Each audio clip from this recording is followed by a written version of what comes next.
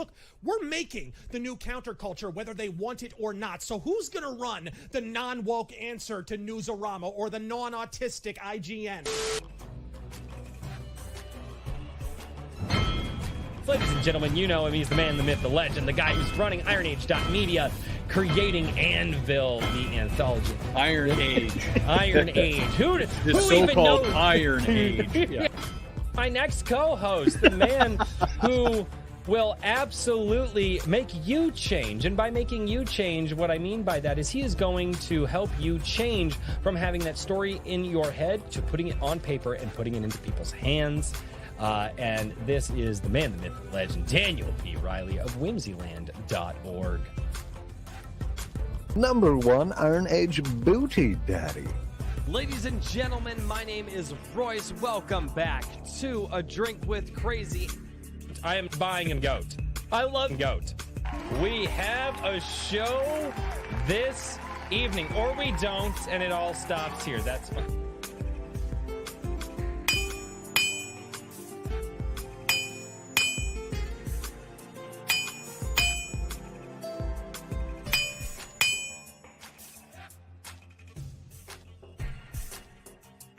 And so cometh the Iron Age of media.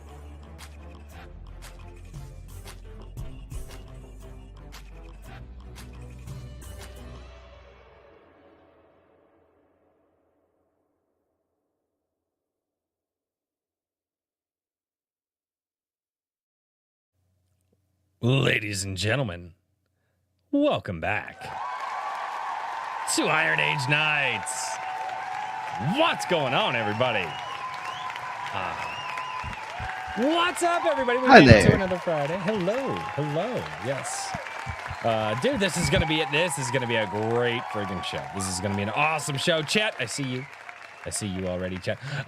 Richard's a little late because I don't know. I guess he had better things to do. As Richard does. I can't imagine having something better to do than being here, but I don't know. I guess my priorities are different. Not sure if I should be sad for you or not. I don't know. Maybe. Ladies and gentlemen, welcome back to Iron Age Nights, the interview show that we do every single Friday. We bring you guys a new indie creator, and that could be somebody doing a movie, a comic, a tabletop RPG, or so many other different forms of media. We've had musicians on the show. We've had tons of people on the show. And so our goal is just to highlight all of these fantastic creators because you know what? They're pretty good. At least I think they're pretty good. I don't know. Maybe they're not. I don't know. But ladies and gentlemen, welcome back to the show. And before we get into it, I will say hello to the chat because last week I forgot to say hello to the chat and my co-host. Hello, chat. Well, we have to do better than that. Over on Rumble, I know you do. Yeah. Oh God. Over on Rumble, we got Garham. What's going on, man? Chat Sue is over there as well. Skunk's Workshop, listening and drawing. Crack open those White Claws. No, I don't drink White Claw. You sons. The channel lore continues. Jack, you're going to get introduced to a lot of channel lore tonight. I apologize. It's all good. I'm ready. Oh yeah. I drank a protein drink. You're right. The other, yeah, right. That's what you need for this. The other thing I tell people: don't feed the chat. Don't engage with the chat. Don't even always look at feed the chat. Never feed the chat. You guys don't just no. Well, a great chat. I got quite a few people. Yeah. No, they'll funnel in and out as the night goes on. It's January and February on YouTube, and they don't like to send out notifications for some reason. I'll have an email list up soon, though. I'm actually going to have an email list because I'm tired of that. So I'm just like, you know what? Let's skirt that notifications. Anyway, all right. Over on YouTube, we got Horizon Talker. What's going on, man? We got Evely Music down there as well. Timo Burnham. What's going on, man? We got Garham. Double dipping. Oxen W. What's up? Herman P. Hunter, the Lore Forge. How you doing? We got James Craig as well. My lovely wife, Rose, which, by the way, she wanted me to say hello to you and that she's followed you for years and she loves the hell out of you. So she is. I'm honored. It feels good to be recognized, so I appreciate that. Yeah. She even told me, she's like, I might come downstairs and pop on camera just to say hi. So that could happen. We've got Jersey down in the chat as well. What's going on? Bat Sauce, how you doing? Bong Donkey. I love that name. That is such a great internet name. I love that name. I don't even care.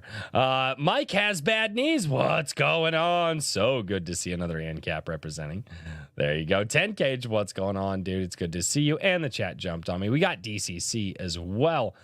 Ladies and gentlemen, it's going to be a great show. Richard is a little bit late this evening, as I said. So we're going to start with Daniel. Daniel, man, how's your last week been, dude? Oh, I'm sorry. Very good. Daniel P. Riley of whimsyland.org. I got to do it. I got to do it proper. I've got Okay. Go ahead. Rewind. Right. How would I do this? I got to do it right. It would be, and ladies and gentlemen, introducing my co-host this evening, the man who is going to go into the depths of your mind and pull that poor battered story out that you've been hiding away from the world for years and help you put it on the page. And that story will love it. Ladies and gentlemen, Mr. Daniel P. Riley of whimsyland.org. There you go. Yeah. Now you did it right. I Good. did it right. Yeah. I'm a little off. I'm a little off today. At least we didn't have to pull the Sarah McLachlan song. You know? It's a copy strike right there, isn't it? I don't know. Yeah, I don't know how I came up with that. It was the dumbest thing on the planet, but oh God. I am doing well. The comics in print, tentative delivery date is the 7th, so I'll have to pick through and make sure it's all good before I start packaging and sending them out. Merch orders already in for those that picked up any of the stickers or the hoodie or anything like that off of the campaign. The big Jack face. I need a link. Oh, it's all about the brows. Yes. I need a link to what you're using. That's a thing. I can link it to you. It's available out there. You can get it. Nice. Dude, anything analog, I love, dude. That's freaking great. I love And it. the G Sedai storefront is up on Fund My Comic now. The digital is just $5. The print version is 10, only because of the print cost and shipping nonsense.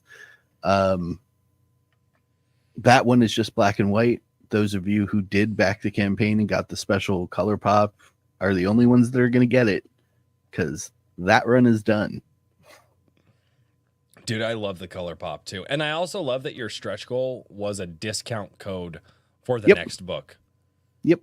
That's everybody that backed. Yeah. They'll be getting that email probably a month before the campaign for issue 2 launches. The color pop issue 2 launches. So anyone that continues to back this project will get a full run of color pop special edition comics. That's so freaking cool, dude. That's awesome. That's smart. It's a good one. Yeah, dude. At a discounted price. It beats giving people nudes. I mean, that's for sure. Does it though? Does it though? Well, I guess if they don't like it, I guess it does. Daniel's behind the scenes. Oh God. Oh, there it is. Wrangler came There are in. some things I think I'll keep to myself. Oh. Thanks. Yeah. Sure. God. There was a controversy on Twitter for about a hot minute over some guy petitioning reviewers doing, like female reviewers doing model shoots with his product. And then there was this one dude who actually took pictures of himself naked holding a book over his junk. And when I saw it, the only thing I could think was what I posted, which was, hey, how about we put some pants on before we fight social injustice today? Yeah. Dude, that's freaking great, man. Yeah, That's hard topic to sell. That's for sure. Right? All right, emphasis on the hard. Anyway, that is definitely not a saddle spine. Oh shit! Oh god! Wrangler came in and dropped a super chat for $4.20. Thank you so much, man. I appreciate you being there, dude. It's awesome, man. I hope you guys have a good time with this conversation. JVP Music, which by the way, JVP just released the second issue of his heavy metal audio comic over on YouTube called Ruthless. Yes. And I have challenged a few people to go in and find the character that I voiced. I was very happy with that. Hell, Daniel worked on it. And he didn't even know who I was. It was great. So I got multiple versions of it with various audio to pick through and make sure it was all good. And I was like, until I saw the credits roll at the end when it was actually in there, I was like, I couldn't figure out who Royce voiced. I totally missed it. I was listening, couldn't hear it. Yeah. Turns out I know how to change my voice. It was awesome. JVP for $5 says, just dropping in real quick. Hail Iron Age Knights. Hail the sexy chat. Don't tell the chat that. I keep telling you people. Stop giving chat credit. Jack, you'll I get think it. you're doing this. I don't know. It looks like a great streamer chat. thing wrong. No, stop. Not. It's there. It looks great. It does. No, stop it. Stop. You don't know. Maybe I don't. Maybe I want to find out. They're a fine, fastic. Arabic, you say it's a sexy chat. So I'm just like, okay. Oh, well, I guess no better time to intro. I love that. I need you to send this to me. Oh, and my wife is in the chat. No. Oh, and she's egging them on. Yeah, she's still stirring. Of course. She's like sprinkling the seasoning, like Salt Bay, just dropping it. Yeah. Totally. She seasons better than that. I know. I've had her food. So with all of that being said, ladies and gentlemen, we'll introduce Richard when he gets here, or we won't. It's fine. But with all of that being said, we have a fantastic guest tonight, guys. This is one that we've had set up for, oh my God, about a month and a half, I think, at this point. Yeah. 2 months. It's been almost 2 months because long, hard months. Yeah, schedules have to work out. But I am so freaking excited for this, and a lot has happened in between then. But man, I will say this: I've now follow you because some people told me about you. I now follow you on Twitter, and I see all your takes on Twitter, and I'm just like, I get it, and I want to talk with you about that stuff. But I also have to introduce you as a freaking comic creator, ladies and gentlemen, Jack V Lloyd. What's going on, man? How has your week been? My week's been awesome. I mean, I really just been having a blast with the comic stuff, kind of wrapping up production on the latest issue because it was a slamming success on the the latest Suit Saga arc. We did Indiegogo and we did Fund My Comic, and Fund My Comic was a new thing for me. Obviously they're more recent, and just didn't have much expectations. Just like, okay, whatever. They like free speech, like creator autonomy. I'm like, we'll see what goes down. And it was successful. And of course, Eric July, helped that along as well with his, special, giftings to everybody. So I'm very thankful that I think it was Immortal Rising who declined that money. So forever grateful to you. Thank you so much for doing that, because without that, we wouldn't have reaped some great rewards. So, but that was, I appreciate it. I'll take it all day. I'm like, I will not refund $1,000, just to let you know. I will keep it. So if you send me $1,000, anybody, I'm not sending it back. Nope. Just straight up. We'll make more comics out of it. Dude, that was an insane. That was an insane 24 hours watching it. And here's the thing too, is like, I don't know if friends is the right word, but like we're all acquaintances with Immortal. And I've been in his show. Show. Oh yeah, no, dude. Immortal. I love the fuck out of the guy. I love the fuck out of that. I think he got a little hot. And heavy that day. But dude, man, no. But honestly, that big ass internet argument bore some great fruit, and that was awesome. I love seeing it. And so I guess getting into it, I'm going to kind of ask you the same question that I ask everybody else to get the show started off, because it's a great first question. Trump would say it's the best first question. It's the greatest first question. This is the only. It's incredible. You'll never hear a question as good as this question. It's phenomenal. It's great. So that's the first time I've ever done a Trump thing on this show. Wow. I don't know what the hell. I'm not good. I can't. Anyway, so no, it's all in the hands. It's all. Well, we all know I talk with my hands. It's a meme on it's a meme at this point. I've seen them. Anyway, I'm not gonna go any further because it just derails the whole thing. But it's pinch the nipples, rub the boobs. All right. So getting into the creator aspect of this with comics.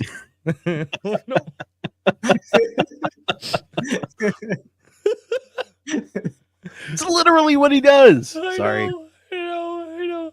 Okay. So, all right. So getting into the creator aspect of this, you've been releasing your Voluntarious comic for quite a long time. Oh, yeah. How, first of all, when do you get into comics or the comic book storytelling or whatever? What inspired you to do it? What age were you? What gets you into this whole thing? Were you a kid? Were you a teenager? Were you in college? Like, because everybody's got this different thing. And everybody has that different thing. There's like, man, when I was a kid, like I knew this is what I was going to do. So where does this whole journey start for you? Yeah, I mean, I didn't know I was going to be making comics when I was a kid. I certainly liked comics and liked superhero stuff, Batman, Superman, watching Batman the animated series. Was big into doing cosplay stuff early in the day with like Lord of the Rings, the original Spider-Man, and all that. I dressed up for Fantastic Four, I dressed up for Star Wars when it was still somewhat okay. So to me, I've always been into nerdum things. I mean, my biggest fandom is Godzilla, and this has been the year of Godzilla. Like, so right. If you haven't seen G-1, you got to see it. But hell yeah. All right. Yeah. I mean, it just the most fantastic, I think, movie of the year. To me, it beat Oppenheimer, Barbie, all that stuff. So it was, Admittedly, I heard those movies were mediocre. It was, social media kind of won the day on those two. I've heard that pretty much both of those movies were just mediocre from what I've heard.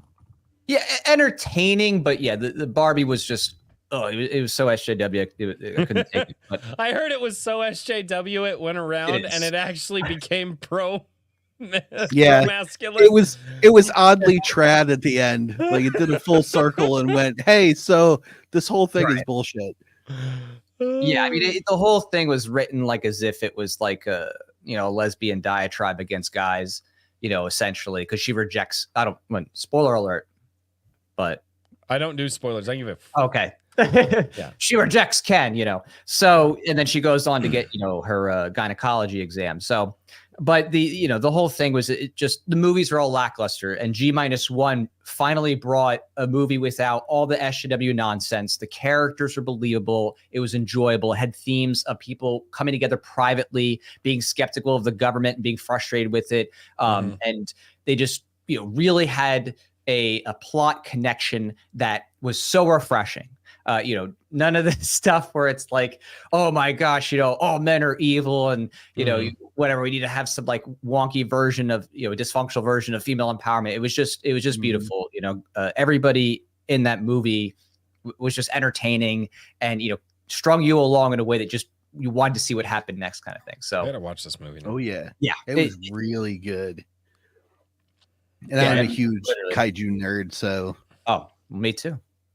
Fantastic. I changed my ringtone on my daughter's phone once when she was 15 to the Godzilla roar. Yes. And then called her just to freak her out. Oh man, that's good. Yeah, it's crazy how they did. I think that's still a secret how they did that originally. Not like in terms of what they used in the strings, but just the exact way that they rubbed the strings. The rubbing thing is still kind of a trade secret, like the exact way they rub it, Yep. But so anyway, back to how this all came to be.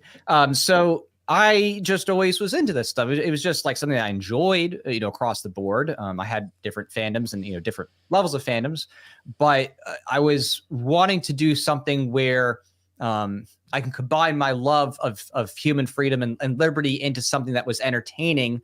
And while I was studying for the bar exam after law school, I, was going toward this idea. Wait. You're a lawyer? Yeah, technically. So casually said, yeah.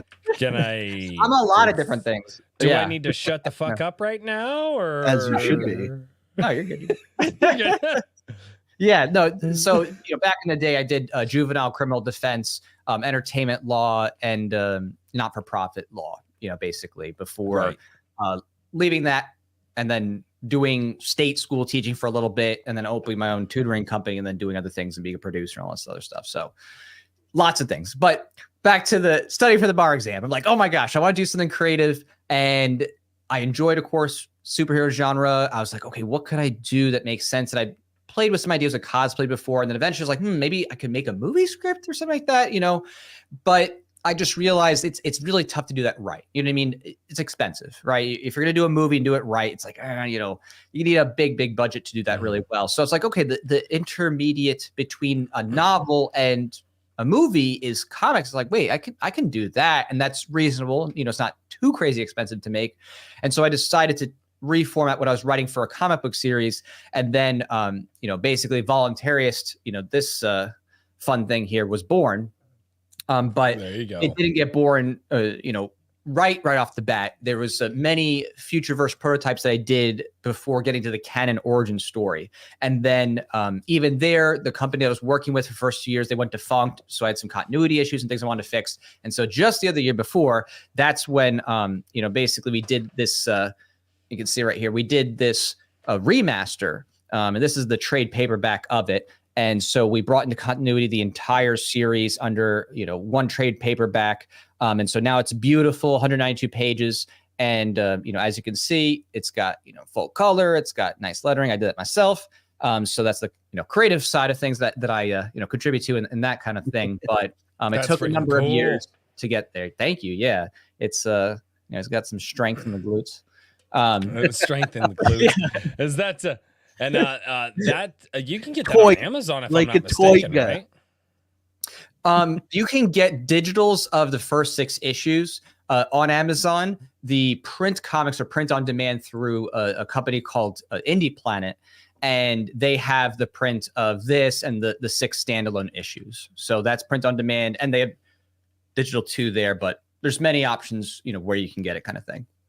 And can we find that through your jackvloyd.com? Can we? Yeah, definitely. You can find the comics through Jack V Lloyd, and the single issues, will be listed there. So, we basically did a remaster everything, redoing the covers, which I just love the artwork on this. It came out super cool, which is especially good because, as you've seen, I think time and again, a lot of the quality controls that even Marvel and DC had just gone, in the pooper.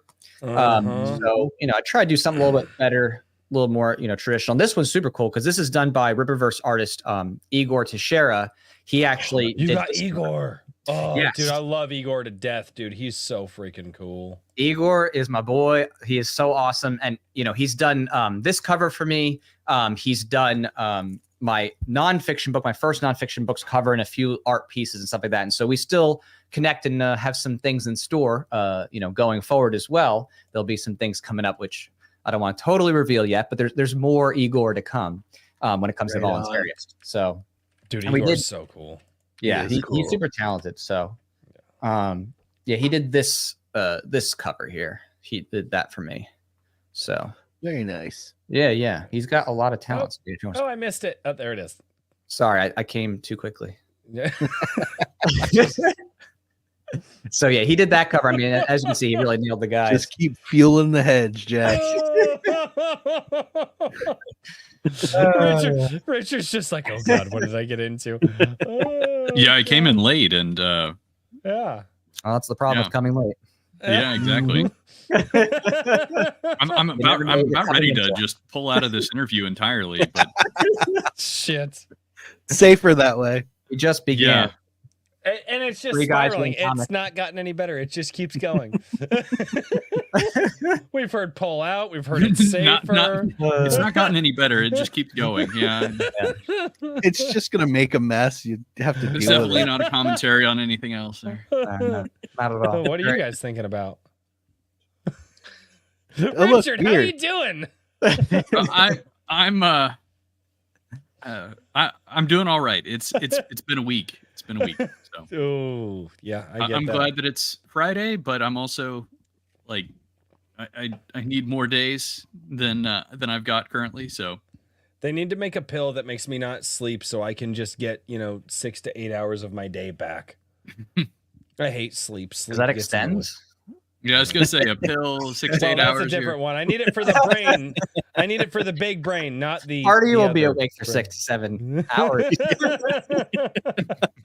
You might have to call your Any doctor. longer, consult your physician. I don't know. I'm going to take the Jeff Foxworthy approach. I'm not going to call my doctor.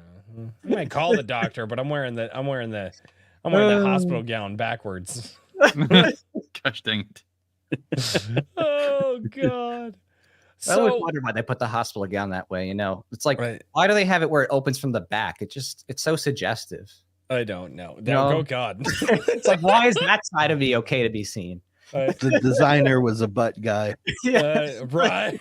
Exactly. It's like, Dude, he didn't think about dudes being in it. He was just like, oh crap. Okay, so God.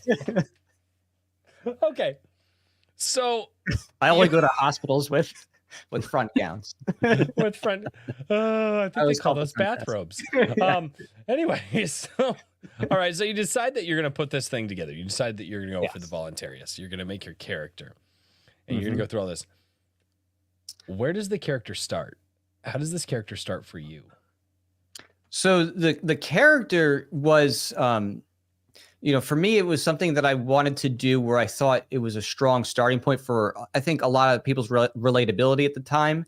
So the character, and if you see right here, right there it is, yeah, where it says, Jack Lloyd for me, that's just a stage name thing I used to promote the character. So the main character in the book is Jack Lloyd, but I just use that to promote the book and stuff like that. So, his character is a young guy who just recently graduated college with an engineering degree. And in the story, he is going back home because his dad is getting a hip surgery. And so they just need some help around the house because they have a organic farm. And so, the son's going to come back and just, help facilitate things while he just recovers. And then he can go on to a job that he got offered after he did an internship. And so while he's back home, that's when there's this certain cosmic event thing that happens that changes his life forever and other people and creatures on the planet.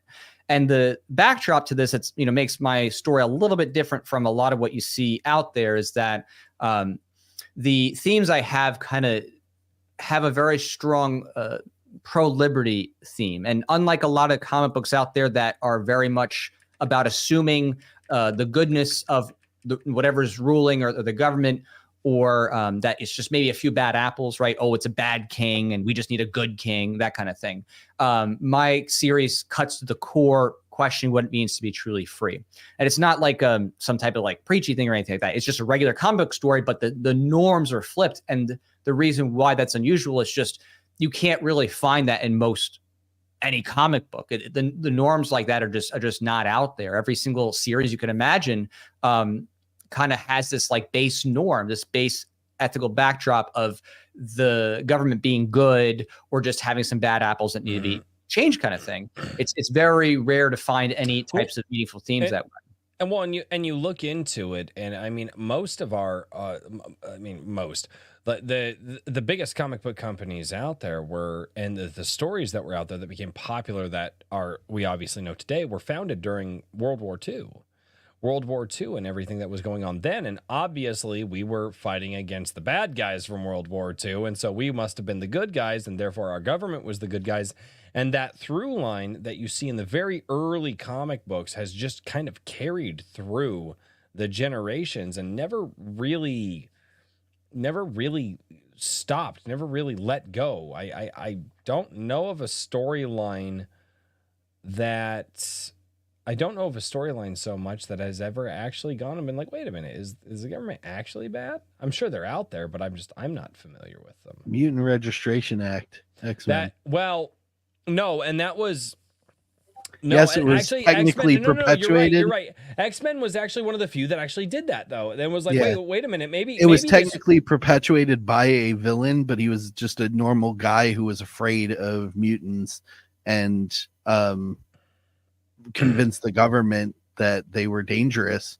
So it's sort of like he weaponized the government, but by all general standard, it was the government that was attempting to enslave and control this. It was sort of an allegory to the Nazi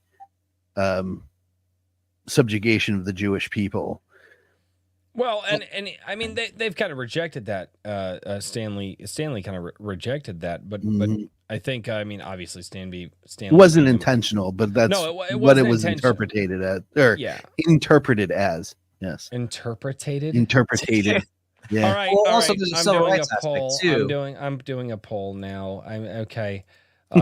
So the chat, shall we now use Interpreted with a D or a T?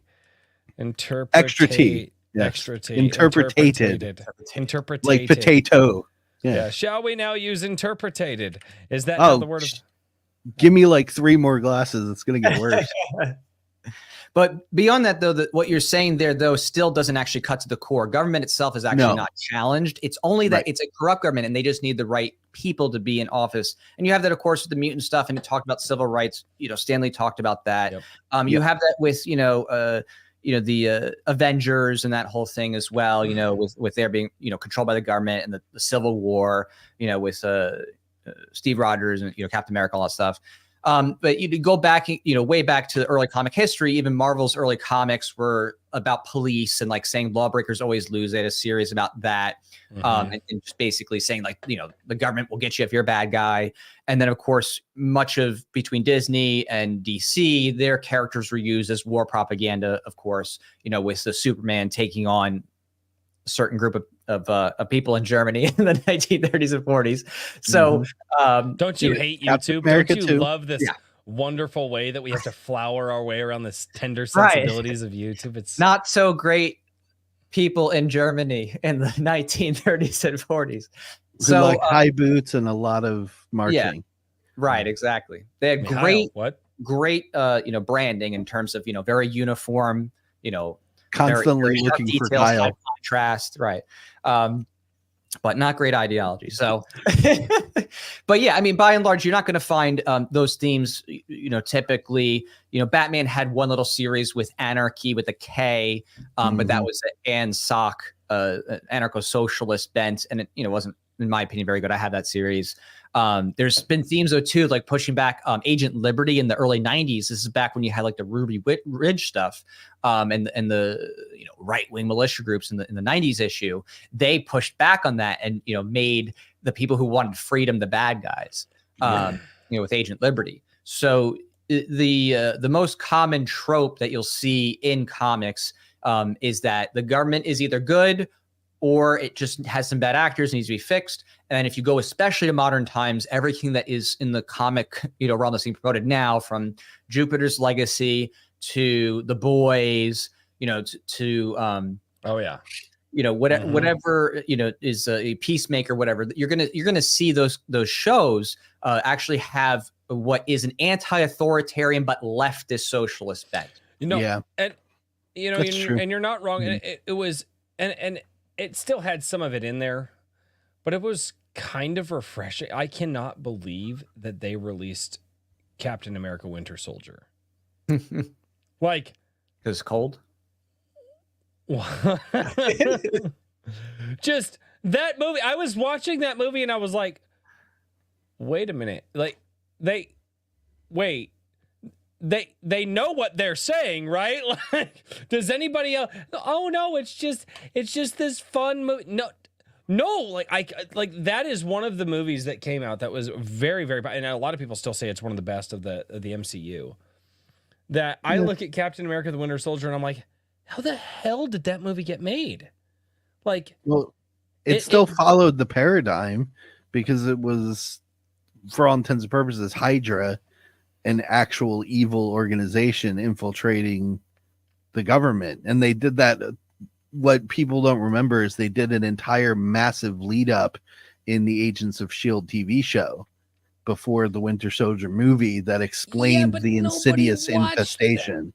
I know, but they were still following the paradigm that the government is fine. Yeah, it was just these bad guys got in it. Yeah, but no. But like, I always read it as just, I don't know. Maybe it's just because I'm just like, government just draws bad people to it. Yes. It's just like, Yes, it people does. who want power seek to go into government. That's why we won't end up with people who actually deserve to be in government anymore, you know? Yeah. I don't know. Because government systems are built to be corrupted. I hope that Brandon Herrera actually goes in and causes a ruckus because I love the hell out of that guy. I don't know. I guess there's been some people more in the modern day. Oh, I guess every generation will have those people that go in that believe it, but they're definitely outnumbered. I mean, they're definitely. We'll never see a Calvin Coolidge again. Like, we just won't. Do you know who Calvin Coolidge is, Jack? Yeah, I mean, yeah. As far as I'm concerned, basically every president is not admirable. So it's even George Washington, he went right away and was going after people with the Whiskey Rebellion and going after people for taxes. You know, violently suppressing people. People forget that the Alien Sedition Acts were passed very soon. You know, after you had the Constitutional Convention. You know, replace the Articles of Confederation. So people forget that you know, as soon as liberty is secured just a little bit, there's always people trying to go and re-enslave people. So it's nuts. Agents, a sound engraver, I disagree. Agents of S.H.I.E.L.D. is not a top tier show. I watched more seasons. I gave more time of my life to that than I would be proud of. And no. There were only 3 seasons of it that were actually good from that entire run. And 2 of them involved the infestation of Hydra into the government, and specifically into S.H.I.E.L.D. itself. Those 2 seasons around that and the first season introduction were the best. The rest of it was just nonsense. So, all right. So, obviously, we're already in the governmental topic, which I was waiting for, and I wanted because this out of all the guests that we have had, I get to use you as an excuse.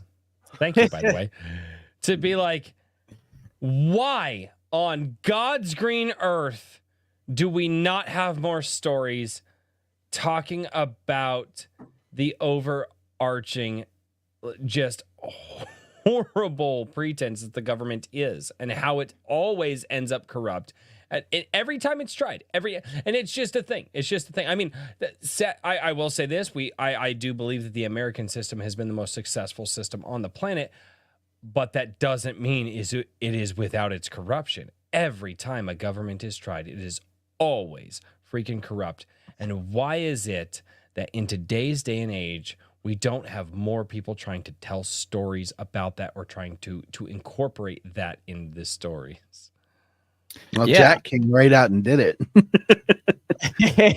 It's true. I mean, it's very difficult to get any story that actually teaches people about what's going on in the world. And that's a part of what my series does, is that it makes you question, what if this is fiction? What if this is real? Right. That's always what I want people wondering, is like, how much of this is this fictional comic story and how much of this ties to what is going on in, you know, the real world. And I do that because I want, when someone reads a story, for them to be inspired and challenged. There's an escapism aspect, of course. I love, you know, having fun, great stories, but I wanted to bring something that left you feeling kind of satisfied, you know, not just like, oh, okay, whatever, some guy beats a bad guy. And, you know, I guess I could have predicted that with a, you know, hero's journey arc, whatever. I wanted something that was deep, meaningful, and constantly kept you on your toes, wondering, okay, what's real? What's fiction? Oh my gosh, wait, what is this? I got to go Google this. Right. That's what I want with my storytelling, to get people kind of excited and to get them, you know, having fun thinking about the world and what's going on. Because sometimes it's just hard to get people to even think about those things otherwise. You know, there's just so much, of course, in life going on as it is, and just trying to pay for things and trying to, you know, make life work with family and this or that. It's just sometimes difficult to have pleasure and education, or at least something that's philosophical to, you know, stir you. So I wanted to have that in there. Again, it's not a preachy way or anything like that. It's not something where it's like, you need to think something, but it just ties meaningfully to the story, where it's an important part of the plot. And I haven't gotten there yet. So I have something, and I have said this many times on the channel, and the guys down in the chat will back me up on this. So I fervently believe that although we can have storytelling that kind of guides us through a lot of our moral day to day, one of the biggest issues that we have is that most people are not separating reality from fiction in storytelling. I personally Fair. believe that having reality and fiction not separated is actually highly corrosive to the human mind, being that the human mind needs the ability, or as we've come to exist, needs to essentially take a break from the day. So do you feel that the story that you're telling, it does, I guess it almost sounds like you're tying it almost too closely to the real world and almost not allowing for the escapism break? Like, is this story so inextricably tied to it that if people are reading this, they're going to know exactly what you're talking about? They are going to go do the Googling? Or is there enough escapism in there? Like, was that something that you were thinking about? Were you thinking about telling a story that allowed for escapism as a break from reality, or where's your mindset on that? And we may disagree. No, the story is totally a regular story. That I just showed you a panel where it's like this one little thing where someone's talking about puzzle pieces of something that affected them, but that's not every page. That was just pointing out to how it might stir someone to look at something. But no, the story is just totally a normal comic book story where you're connecting with characters and it's a fictional thing, going through this person's life and graduation, and then having them kind of flow through what it is that they're thinking about and creating character development and all that good stuff. So no, it has nothing to do with just this like informational thing at all. And sometimes people do get confused about that, and they think, oh, is that what this is? Is this like some Jack Chick track? It's like, no, not at all. It's actually a regular comic book story. But okay. I do like to remind people that every single story has ethics and politics underpinning it, because no matter whatever the protagonist does and says and is left unchallenged is viewed as the baseline norm. Right. Mm-hmm. So if a certain protagonist does something, to another person, it might be viewed as acceptable or not acceptable. Some things might be tolerated or not tolerated. And this happens, everywhere. Even like one of my favorite series, Invincible, right? The writer at one point puts in this whole thing about how the government's providing free college and free healthcare for everybody. And it's just unchallenged. It's just a statement within it. And it's just, one of those little like seed drops, right? That the writer's putting in their views within a character, and you hear it, and it's not challenged. It's not a debate or discourse over it. It just happens, right? And so in reading that, who's not awakened to those things, that is not, perceiving of those things, might have that work on their subconscious, right? They're reading this fantasy thing, and they're like, oh, wow, he thought it was great to have free universal healthcare or something like that. That happens all the time, but people are not aware of that in comics very often because, when they're reading it, they're maybe not as, sophisticated yet, if they're really young, that kind of thing, in terms of being able to see what's going on. I actually had that when I met a lot of my family up in Canada when my mom and I visited. Oh, a lot of my mom's family even would kind of like laugh at the idea of the Bill of Rights.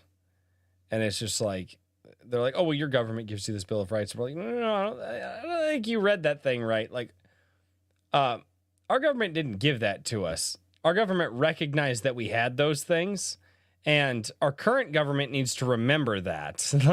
And I was like 18, and they were talking about how free healthcare this, free healthcare that, and dude, the list of taxes on the bottom of their receipts in Canada is longer than what they actually purchase in the grocery store.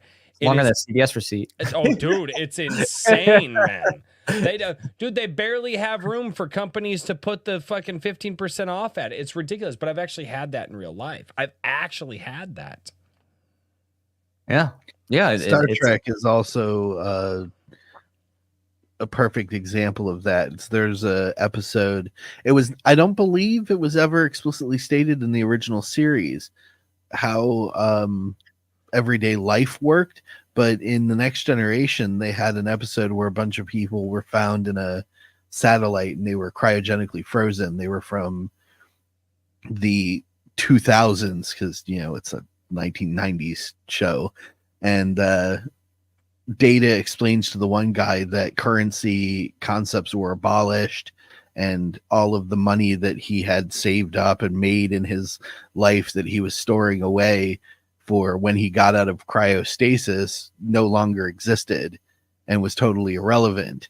The writer snuck that in there, and that sort of birthed the concept of utopian society being confirmed in Star Trek, where people no longer had to work and everything was just given to you, and you were able to pursue your life's desires under this new governmental system that they had created. It was never explicitly said in the original series, to my knowledge, but they had to put it in there in Next Generation. Yep. One of the best, it was early on, and God, I wish the show would have not just gone completely leftist, but early on, The Expanse actually showed off kind of what that system looks like en masse. And I was appreciative of it. It literally was like, look, the government can't provide for everybody. And guess what? Poverty was huge. Yep. Poverty was huge on Earth because the government couldn't provide everything. And it was like, well, we don't have enough jobs for everybody. We don't have that. We don't. And that was the line. Well, we don't have enough jobs for it, which will become the line very soon with AI taking over. So let's not forget that. But it's such an interesting concept to see, is that there are so few modern stories where the government actually does anything right. You know, it's why I absolutely hate when people say, "Oh, Robin Hood was stealing from the rich." I'm like, no, he was not. He was not stealing from the rich, and I don't even know where that whole through line. I would love to find out the first person to coin he stole from the rich and gave to the poor. And it's like, but he didn't. The sheriff of Nottingham, being the guy who lorded over that region, stole from the poor by unjust taxes. And Robin Hood went and took their money back and gave it back to the people. I'm going to have to check, but I think that was a reference from Alan Adale, the Bard. And it was a song lyric, not a statement. It was one of Alan Adale's song lyrics that coined that particular phrase. He robbed from the rich to give to the poor. There's another stanza, but I can't remember what he says in the latter half of the rhyme. I'll confirm that though. Uh-oh. This is showing that panel. I have a collection of all this stuff because a part of my research is, okay, what's the history in comics? And this is an example from Invincible. And he says, through some kind of tax loophole discovered, all state colleges are now free. Congress is passing laws again. They're changing things for the better. Our healthcare system was changed to provide free universal coverage for everyone, right? And this is left completely positive, unchallenged about anything. But it's they slip it in there, and people just don't even know it or think about it because it's just like, oh, okay, I guess that's normal. Okay, oh, that's wonderful. Isn't that nice? Yeah. I mean, but this history, it goes so deep. I mean, even with let me see here if I share. Let's see. I'll present this thing. Jack's just taking over the show. I'm good with it. I kind of figured he would. Yeah. Did you not? There you go. The master. Chat, I have a question for the chat. It's a very simple question. And by the way, I didn't say interpreted. I said inter-retarded. It was great. It's even worse. The evolution is now inter-retarded. I did not realize. Inter-retarded. Chat, I have a question for all of you because Jack is taking over the show. Are you not entertained? And I misspell everything, so there's probably chat. Is it entertained? Entertained. No, enter retarded. It should be enter retarded. Well, at least he typed it instead of using voice to text. Oh, Daniel gets so mad at me. He's like, dude, can you please check your stuff before you send it to me? I'm like, dude, I don't have time for that. What the fuck are you saying, right? I pull up, you know what I'm saying. I pull up my phone, I speak it into my phone sends it to people. That's actually, that's a lot of my Twitter posts too. So I know people look at my Twitter posts like, what the is this guy just that retarded? No, I speak it into my phone, I hit send, and I walk away.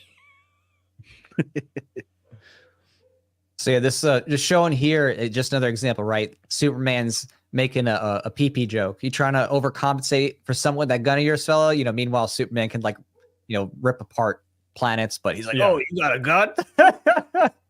You know what I mean? it gets written, Yeah. so And by often, dimensions, he's like a full head taller than that guy. right? Yeah. No, it's oh god. Right. So again, so many stories revolve around praising presidents or politicians, right? He says, Superman, I realized, sir, if I knew I wasn't risking my secret identity with you, or I knew I wasn't risking my secret identity with you. After all, if I can't trust the president of the United States, who can I trust? Mm-hmm.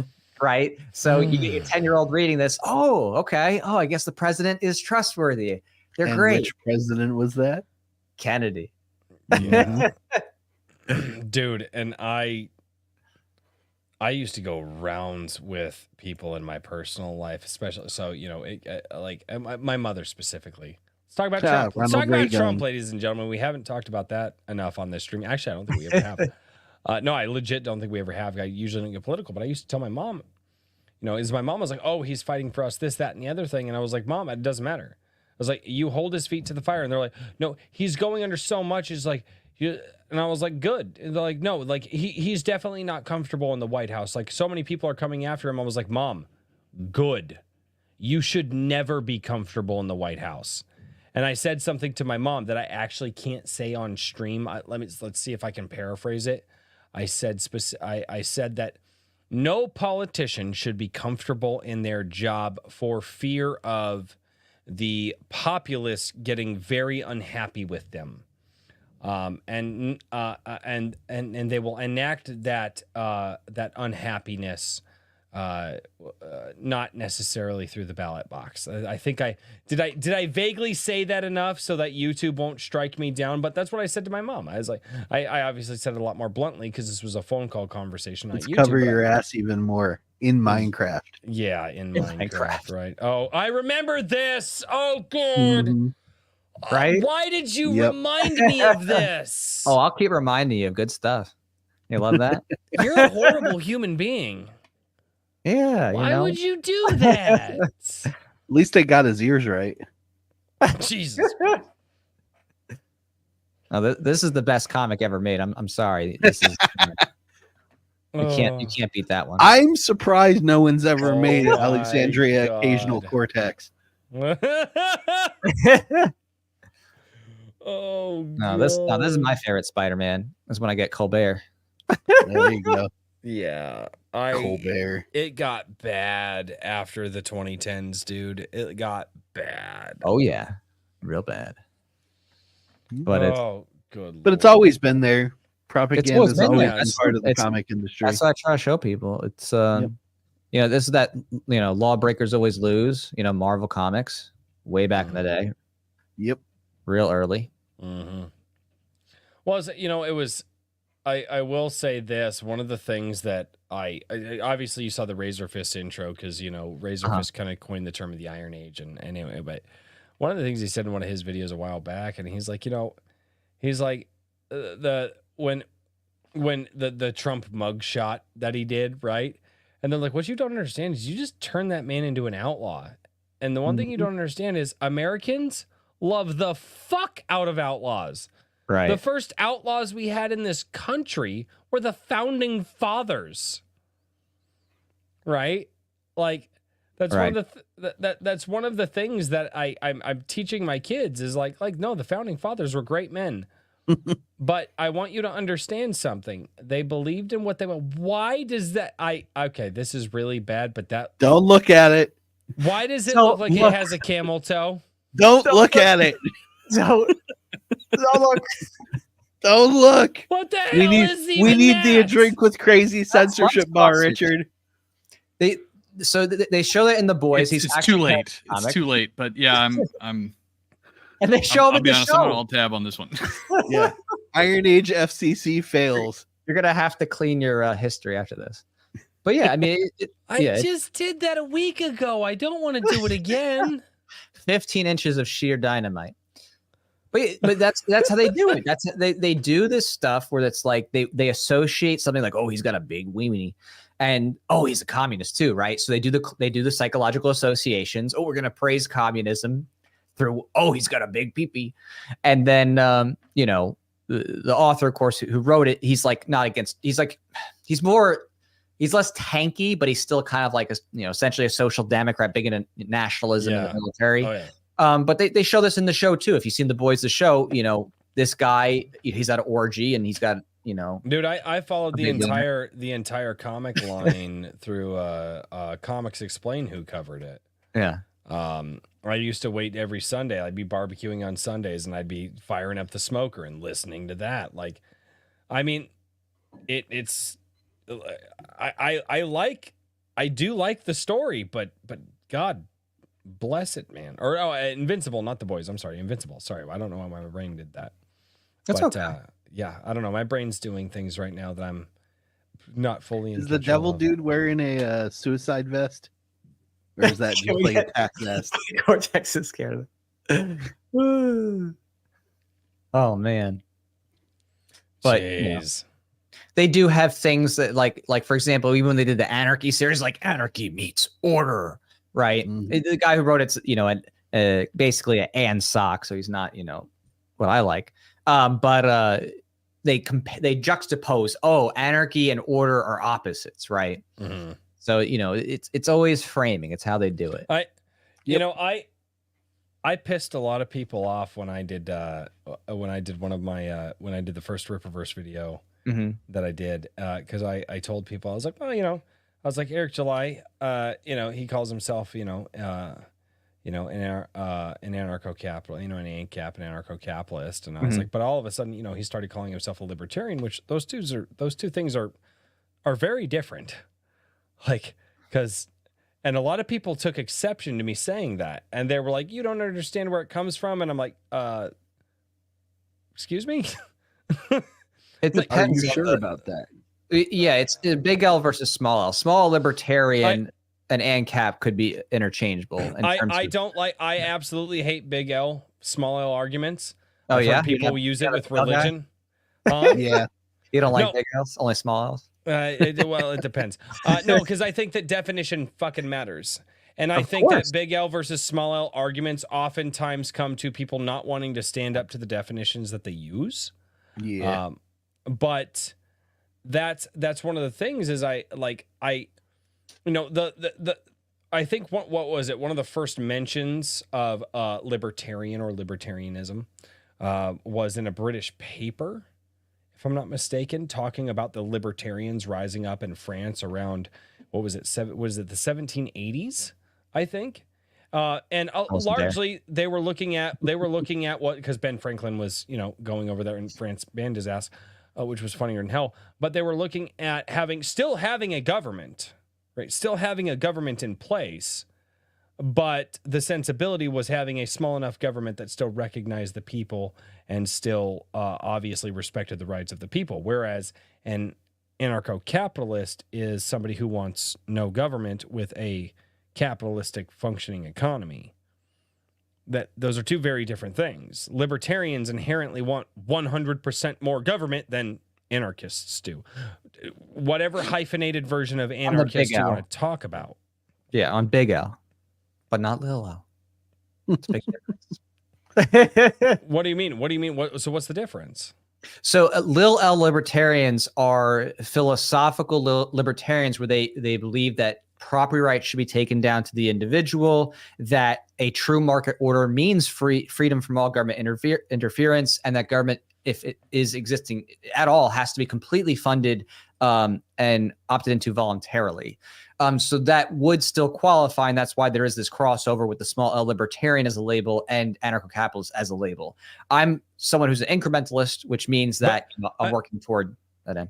Well, yeah, and I agree with you. I actually agree with you. Here's the thing: is I agree we both need to go in the same direction, right? Yeah, but a libertarian, their off ramp. A libertarian's off-ramp happens before an anarchist's off-ramp happens. And people say, well, we're not talking about anarchists. I'm like, well, then what the fuck does anarcho-capitalist mean? An anarchist capitalist. Like, and again, getting into the root of the word, and I understand that definitions, people try to change them over to the course of time. Colloquialisms enter the modern day. But yeah, a lot of people fought me on this. And I said, no. I was like, I fundamentally disagree. Like, libertarians want more government than an anarchist does, because anarchists want no government. A type of libertarian, yes, but the libertarian small values get you to the same end of market order. Potentially, yes. I will agree with you there. And I'm not disagreeing with you there, but like I said, I like people to be as precise as they can, and I try to be as precise as I can, and I fail more often than I would like to. But in the precision of word, because that's where we are today. We talk about all these people infecting our schools, changing definitions to words. It's why my kids don't go to public school. It's why my kids are homeschooled. I have 4 of them. Yeah. Oh. Yeah. We've got unschool even better. Oh. Yeah. Actually, we do. We do actually do God, I gotta hold on. It's not that button. It's this button. Yeah. This is our latest production. Where can I find that, and how can I drop the link in the chat? Sure. So this is our kids book, our first ever true kids book called The Unschooled Adventures of Jack and Fa. And currently it is on Amazon print on demand. There's also an Indiegogo where you can get some bonuses like stickers, bookmarks, and a signed copy kind of thing. So we decided to do something to kind of inspire freedom. Oh, that's a blank page. In learning, that kind of thing. And so it's, very much like a kid's book kind of thing that, 8 to maybe 13 arena. So lots of big pictures and reading. You could read quarterly too if you have younger kids. Just, helping to introduce them to the concepts of self-directed education and, giving a sense of what that could be like. So Jack, do me a favor, get that link in the private chat for me. I want to drop that in the chat, and I'm actually gonna I'm gonna pull up Facebook. That's a dirty word, but I'm gonna pull up Facebook, and I'm gonna send that to my wife and be like, "Hey, babe, maybe we should look at this." Fuck, Meta. Sorry, couldn't hold it back this time. No, couldn't hold it. The only thing that website is good for is Messenger and their marketplace. That is the only thing, and Messenger tracks the hell out of you. So. All right, let's get that link down. Dude, I freaking love that. Thank you. Absolutely Yeah, that's love awesome. that. Well, yeah. And we've talked a lot about that because, with my background on the topic, obviously with the law thing, I did juvenile defense and got to work with young people in that capacity. When I was a state school teacher, I worked at an 8-8 high school and also at a K-8 middle school later for a few years. And I kind of already knew, but like getting to see everything in the full gamut from both kids in charter schools, public schools, my own experience. My dad was a 30-year New York City school teacher, kids in juvenile detention halls where they're still forced to go to school in orange jumpsuits. I really got to fully see how the compulsory schooling paradigm just really shames kids and destroys their innate curiosities about the world. And so, that made me very passionate about self-directed learning and unschooling. And so I researched a lot into that. And I have some friends who do that as well. And one person I highly recommend reading is Carrie McDonald. She has a book called Unschooled: Raising Curious, Well-Educated Children Outside the Conventional Classroom. She has her master's degree from Harvard in education. She unschools her 4 kids, and she's a fellow at the Foundation for Economic Education, where she studies different alternative education things. And it's just incredible to see. The Foundation for Economic Education. That Yeah. I think I've actually seen their YouTube channel. They're really good, dude. They're fantastic. That's awesome. Yeah, no, they're awesome. They're absolutely incredible. Former elementary teacher myself, so. Oh wow, what grade? I did, but over the course K through 3, I never made it into the 4th and 5th grade categories before I quit. and pulled his daughter out to homeschool her. Yes, that's awesome. That's and amazing. I helped create a homeschool program for pre-kindergarten to sort of start children with a actual love for learning before they go into the unschooled environment. So that's cool. Really quickly. You guys have seen me show the book, and I want to say this because I'm really proud of this. My oldest daughter, I showed her how I write, which is I write in cursive hand. I can't actually print. I write in cursive. It was drilled into me when I was a kid. And my oldest daughter and all of my kids now are going, well, Dad writes in cursive. We want to write in cursive. And that is one of the coolest things I've read. Like I said, I've shown it a bunch of times on stream. And I'm sure a lot of people may or may not get sick of it, but I mean, that's my handwriting. Oh, that's nice. So, If you ask my mother, it's dog shit, and I need to work on it. Oh, you got a lot of shame. My mother's handwriting is immaculate. So there's a reason for it, but it's things like that. It's like, no, it's times when the best schooling that happens is when I go sit down and I read a book, and it sounds like our book club is getting ready to fire back off. So I'm going to actually, sit down and abandon Pal World for a few hours and read a book. But when I sit down in the living room and I actually read, it shut the fuck up. But when I sit down and I read, I'm a blue collar worker, Jack. I apologize. I cuss like a sailor. I should have said this earlier. But and I like giving Royce shit. Yeah.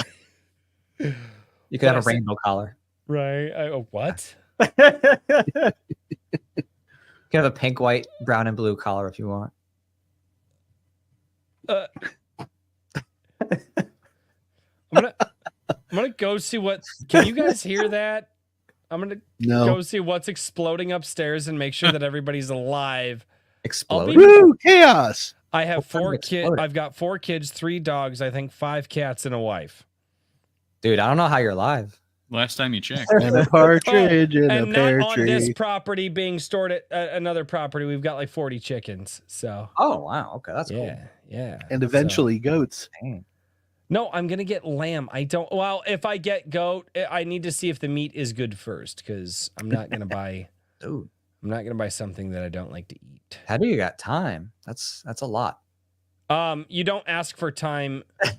You don't ask where do you get the time. You just do it. I'm a very big proponent of just do it. Don't give in to the lazy. I tell people all the time, man. My biggest thing in life is if I sit on the couch and I start doing something on the couch, my day is gone. I cannot give into that, and I tell people this all the time. It is amazing how much time you will get back if you just do the thing that you're thinking of doing. Mm-hmm. And guess what? You might even have an inefficient day at it. Maybe you're very distracted. Other things are going on, but it doesn't matter. You will get 100% more done with that thing than sitting down and turning on the TV or sitting down and doing something else. Whatever that thing is that's keeping you from doing it, don't do it. For me, in this case. Huh? Pal World. Pal World. Pal World, all jokes aside, has actually been a really good way for my wife and I to hang out with each other, and for a way for my wife and I to go, okay, because again, with the busy with the kids, and then I go to work, and then she goes to the gym at night after she's cooking, and then she also cooks dinner, and we homeschool the kids and all that stuff, and that's then crazy, obviously we have the YouTube channel here, and then we have all the other networking stuff that we're doing with people. Like Pal World has been a really good way for us to go, okay, we need to spend time together. And one of the ways that we're going to be able to do this is because, again, the distractions happen. So we're going to sit down, we're going to turn this video game on, and we're going to play together. And in that moment, that's the thing that we should be doing, right? It kind of goes back to this story that I heard from the. Isn't your house on fire?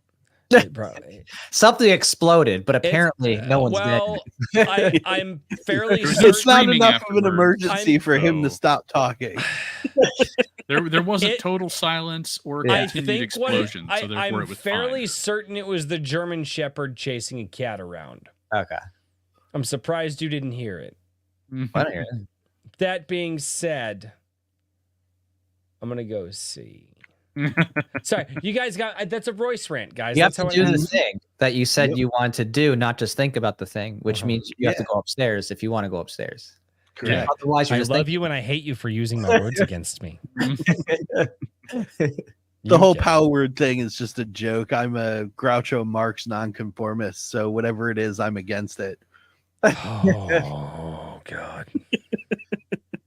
We've been talking that they mentioned it in our group chat on Gilded, and I'm like, no, fuck both of you. I'm not buying the stupid game. And then my daughter's upstairs going, I've been thinking about getting Pal World, and I'm like, fuck. What is Pal World? I haven't actually seen it. It's Pokemon with guns. I say we should probably not go down that rabbit hole. That's what they were saying. Like, so they're going to sue them, right? I heard about a sue of Pal World, maybe. Yeah, I don't know if they're going to actually do it. You know, or But well, they're I'm right sure they pissed will. off about it. That's for I sure. don't know how successful they'll be. Yeah, You yeah. know, Okay. you I know, like it's that.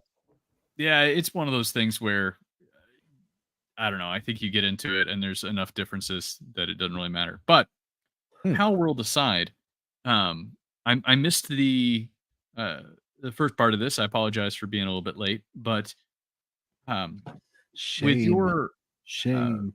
volunteerist uh, series, are you you talked a lot about the political aspects behind it, but were there any particular personal life, uh, other factors that you drew from that contributed to that as far as the inspiration for it?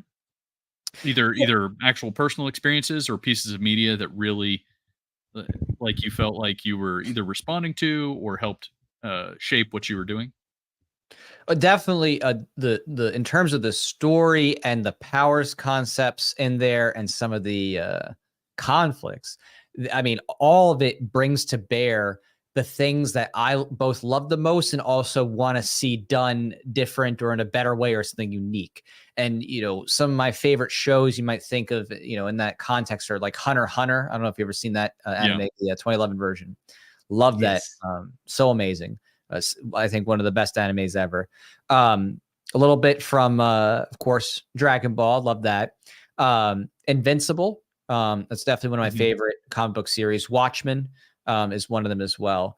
Talking about outside sources of personal love and inspiration, not in terms of mimicking, but just like these kind of genres and zones Yeah. of thought process and thinking about conflict and powers and power scaling and other things like that. Voluntarist definitely has that. And not just that, it has something that has not been done before when it comes to the powers aspect.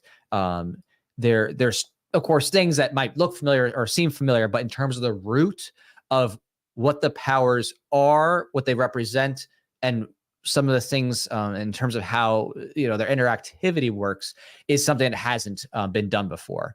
And as far as I know, and I'm pretty versed in most of the major stuff you could see across, the big titles, Marvel, DC, Image, most popular animes and things like that. Mhm. So Star Wars and whatever else, Lord of the Rings, like just across the board.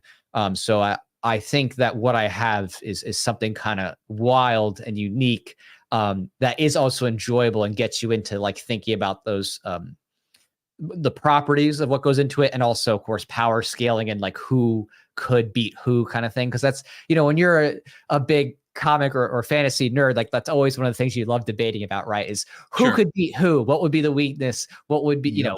if they were at their like halfway power, could they get taken down by this person? What if they had a team up? I love that stuff. Like I eat that stuff up. So that is always about, what I'm thinking about when I'm designing everything, the characters in the universe. And some of the characters we created too are just so incredibly cool and fun. And so not all of them have been shown, of course, because this issue, that is this Origins arc, which 192-page trade paperback, even within this, even though it has the design out here, we don't even get to when he gets the suit yet. It's very heavy on character development and background and grounding you. So it's not one of those flash pan things where it's just like, hey, you're just going to see people beat them up, that kind of thing. The narrative is long running, deep, engaging. There is definitely action, and there's definitely intrigue and suspense and the thrill of mystery unveiling, because that's always what I love to have whenever I write something. As I always want to be like at the end of whatever it is, like an issue, an arc, I want people to say, oh my gosh, I need to know what happens next. The satisfaction of, okay, I found something new and that was cool, but my God, I need to hear what happens next. Like there's another thing to find out and figure out. And that's what I think makes a great story, is when you read it and you're satisfied, you got like a plate of food kind of thing, but you're like, bring on dessert. I want to know what happens next. And that's how I always write what I do and think about, how I frame it and the characters and the story development. Yeah. Okay. That's Fantastic. awesome. Yeah. Same. As far as teaming up and whatnot, you kind of allude to that a little bit, but is there anything that are there plans for things like that Teaming within up what you have? Are you talking about just with the characters within my own universe or outside? Yeah. Oh, I mean, certainly in terms of the story, the characters aggregate based on certain lines, in terms of what sides they're taking in this plot. And of course, sometimes people are outside that as well, but there's certainly like two major lines, which is the voluntarist side. And then the other side, which is called the status side, but it's an acronym for something else. So Okay. those are the main lines. And then of course there's some characters who are outside of that. I of course appreciate gray area characters and possibilities of things turning or questioning things.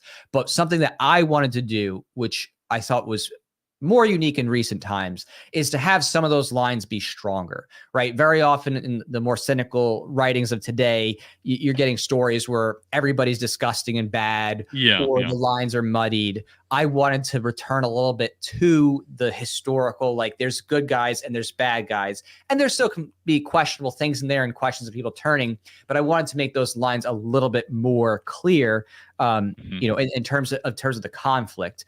But nonetheless, it's still going to leave you wondering what's good, what's bad. It's still going to challenge you and make you question things. Because it's just the nature of the topics and the situations that the characters are in. It's going to always make you wonder, oh, what would I do, or what's good, or what's bad, or what's right and what's wrong. So, gotcha.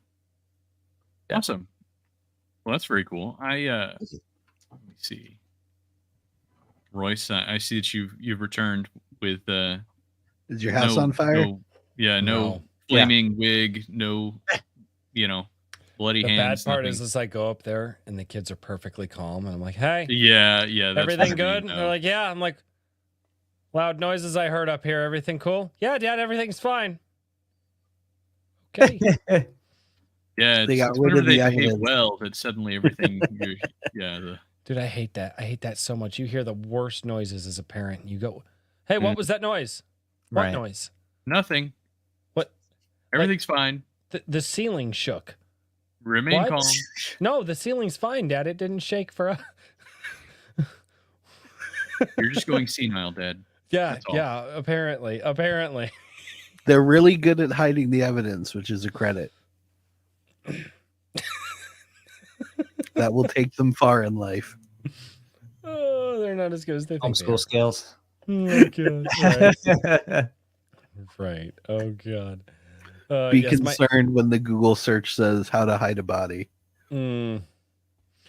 I think they would ask their mother, not Google. Anyway. Probably. Beatles for the win. Oh, God. Oh, you're still sharing it. Did we take it? I don't know. I saw that awesome picture, and I was just like, I need to see this. Yeah, that's just the desktop background. That was just a little drawing of Voluntarius fighting Leviathan, who's his arch nemesis in the series.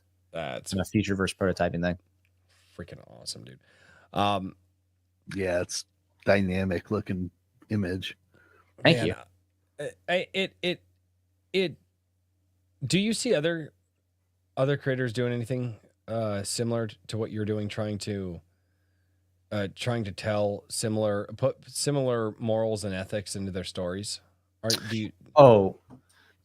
Yes. I mean, there are a few, and the people who are doing that, I'm usually pretty friendly with or friends with, because they're in my circle and zone. So they're they're doing they're doing their own thing, kind of thing. Fantastic Dimension is one by Jerry McClellan. His is a little more softer, but it's a kind of a cosmic superhero journey about liberty. And then there's this other one called Patriot, I think. Hope I'm not butchering that title, but that's another one that comes to mind. Paranoid American. Thomas Gorentz, we go way back to when I was first doing my series. He does stuff that's more on the conspiracy side of things, but definitely pro-liberty. And he just did a amazing comic campaign crossover with a comedian, Sam Tripoli. I don't know if you've ever heard of him, but they just closed that. So he's had quite a bit of success lately too. That's my zone. So now the next question is, Does the liberty-minded independent comic, does it start to strike a chord with people? Can it strike a chord with people? Do you think that I see a lot of people looking for stuff like that in the world that we're in? Have you seen it? Have you seen a growth? I mean, you've been doing this for a decade. Oh yeah, I mean, I've definitely seen that growth, and I've been a part of that for a long time in terms of seeding those seeds of liberty. So much so that Javier Milei, Argentinian president guy, right?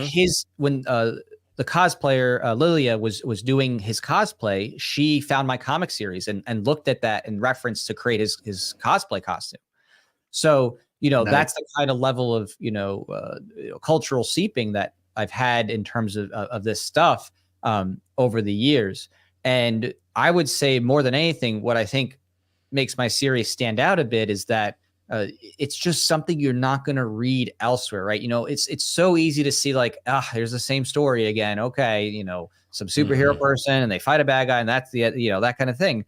And I don't have any of those limits. I don't have any, corporate shareholders that I have to kowtow to be woke. I don't have to, just keep things sterile.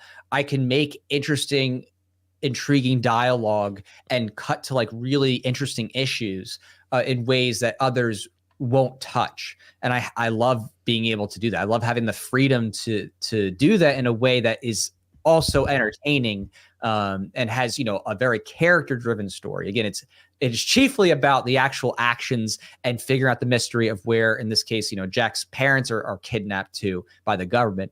So there is a lot going on in the story that is just purely about the story itself. It's not really, even all those themes directly. It is a regular story, but with intrigue and with conflict in ways that you will just not see anywhere else. And that's what I think I bring to the table so uniquely is that I'm gonna be able to offer something fresh and that makes you go, finally, something I haven't seen before, right?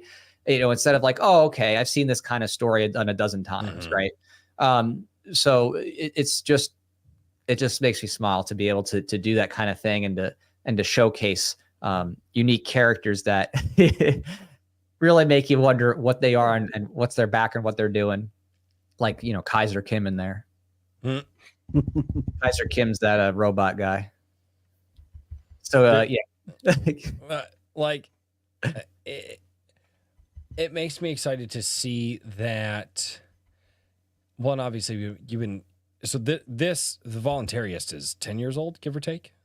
I've been doing the comic thing for about 10 years. The canon story has only been in production for about 6, and we just finished that big remaster where now everything is, beautiful, perfect, and we are groovy. Like everything we do has top quality, quality control and production, all that good stuff. So, because I didn't have any type of mentorship or training in any of this. Everything I had to do, I had to learn the hard way from the ground up. From hiring artists, companies.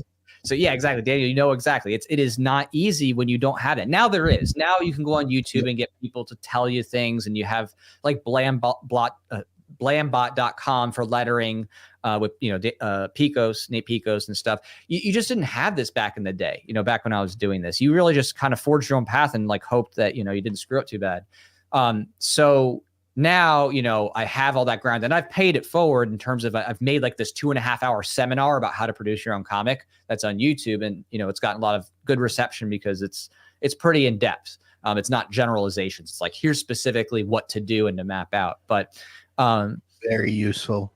Yeah, it's crazy. It's just crazy to think that now more than ever, it's really at everyone's fingertips to be able to make something big and creative because the tools are all just there. You got Fund My Comic, you have independent distributing places and print on demand stores, artists never easier that, to reach out to around the world, and with internet connections and speeds, it's just so easy to get stuff done. So it's a wild time for creators. It really is. And people are, who have the talent are taking advantage of it while they can and, making the most of it. So. Yes. Yeah. So the designs of the world.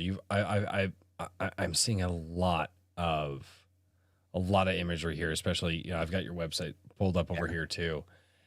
The designs of the world, it can get fairly bloody at times. Now, the question I have to you is, because I have 4 kids, and I've said this many, many times, I want to find stories that I can put in the hands of my children. Where are we at age range wise? What do you think? PG-13? Where are we at like R-rated levels? Like, what do you think? Yeah, my series has always been meant more toward teen plus or mature teen. The one thing I don't do is like the sex stuff. I don't do anything that's graphic sexual. I refuse to do that kind of stuff. I just think it takes away from what I want to portray. I do have the traditional Americana, PG-13 plus kind of thing where it's the action, there's violence, there's language, that kind of thing. So, it's definitely not meant as a little kid's book, though I have seen parents give it something like, I don't know, that's a good idea to give your 9-year-old. But my 9-year-old watches Demon Slayer. What are you talking about? I don't know, how I haven't seen a Demon Slayer in except for like episode 1, I guess. It gets pretty brutal. I don't mind bloody fight scenes. I don't mind bloody fight scenes. Over excessive language, and then obviously graphic nudity, and then gore. Yeah. But gore is a very different thing. Yeah. Versus bloody fight scenes and gore, and people. Well, what do you mean by gore? Well, when the scene kind of relishes in the grotesqueness of body dismemberment, that's where we start to enter into gore. And as long as we're kind of out, like Invincible, and I kind of agree with you. I wouldn't give it Invincible to my kids. I was like, all right, I would stave that one off. Now, if it didn't quite have the body dismemberment, and dude, some of the images in that book are insane. Yeah, they're incredibly drawn. They're amazing. Oh, dude, yeah. And again, not coming as a person who's read it, but again, I listened to a comic channel that covered the whole storyline. Every Sunday. He'd drop a thing, and I'd listen to it, and I'd be like, "Wait a minute, what happened?" And because I just listened to it on barbecuing, and I'd go back and I'd see the images across the screen, and I'm just like, "Oh my god!" I will say this: the animated series, dude. That was one of those like, what am I watching right now, and why am I seeing this?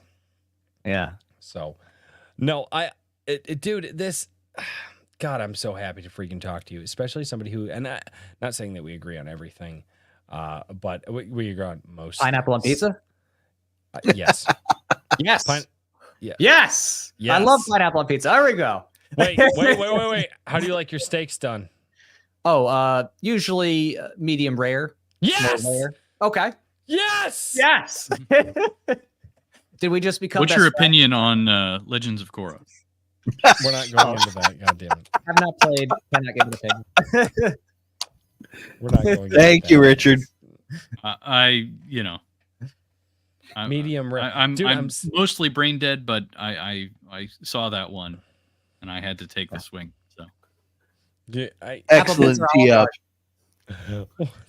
No, actually, and my son actually came up with a really good idea. He does like a pepperoni pizza with pineapple, and then my wife, she'll take it a step further, and she'll do pepperoni pizza and pineapple and jalapenos. Yes, and it's and then there's me. Like I can't eat store-bought meat for the most part. Long story, but anyway, and then there's me, just like. My wife grows 5 out of the 10 hottest peppers in the world in our garden every year, and then makes barbecue sauces out of them. And then I steal them from Royce. Yeah, fuck you, by the way. Every time she's like, "Well, I have extra." I'm like, "We could keep the extra." And she's like, "Well, no, we're gonna sell it." And then all of a sudden, Daniel's the first purchase. I hate Daniel. They're so good, though. Yeah, spicy's great. We do spicy challenges, and we've done a ton. Everything from the Hot Ones challenge to, wait. Do you do it live or do you do it in this format? Live stream. We've done part of some of our campaigns. We do this hot challenge where we'll do a spin the wheel thing. There's nothing on right now.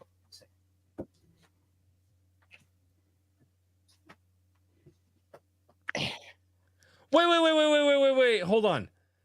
That's an actual background that you have? That's not a green screen? Yeah, it's an actual background. I thought that was a green screen. Yeah, I for sure thought that was a green screen. I also okay, chuckled to myself so whenever I gentlemen, realized here's it was where I'm real. at. We need to step it the fuck up. Hey, Jack, you want to come and co-host this show and show us how it's done from now on, maybe? I could show you, but it's just money. That's all it is. I ain't got money. That's all it is. I don't know what you're talking about. I ain't got Money can get you anything you want. It's true. Working on it. So, but no, we have. I think that's one of the things. One of these days, the three of us are going to meet up, and it's going to be a live. It's going to be a live show, and we've talked about doing the Hot Iron Ones Age challenge. barbecue. That we'll talk about that later. That will, depending on how everything goes with my wife and things like that, I may or may not be doing the barbecue this year. I know, but yeah. So okay, for Jack's purposes, the Iron Age barbecue is essentially this. Like a lot of people want to go to cons and they want to meet the YouTubers at the cons and they want to do all that stuff. And I don't like going out places around massive groups of people. Right. he wants to make everybody come to him. See, everybody fucking says that. No, I like to have massive amounts of people at my house and I get to cook for them and I get to entertain. Right. So you don't like everybody's got to come to him. Other people come for you. I get it. Well, it's more of a it's anyway. But no, I like cooking. I like to have people over. I like cooking for people. That's why I built the freaking barbecue. That's why I built the barbecue pit. So, but we're gonna set up. I hope it happens this year. We're gonna see if medical issues with my wife go well, and they're not bad now. And I want everybody to know that if they go well, we will be setting a date and we'll have people over. We're gonna do an Iron Age barbecue. We're gonna have the guys up. We're gonna do a live Iron Age nights, probably on my back porch. And that's going to be a nightmare of a setup, but I will make that work. And then, so we'll get that all set up.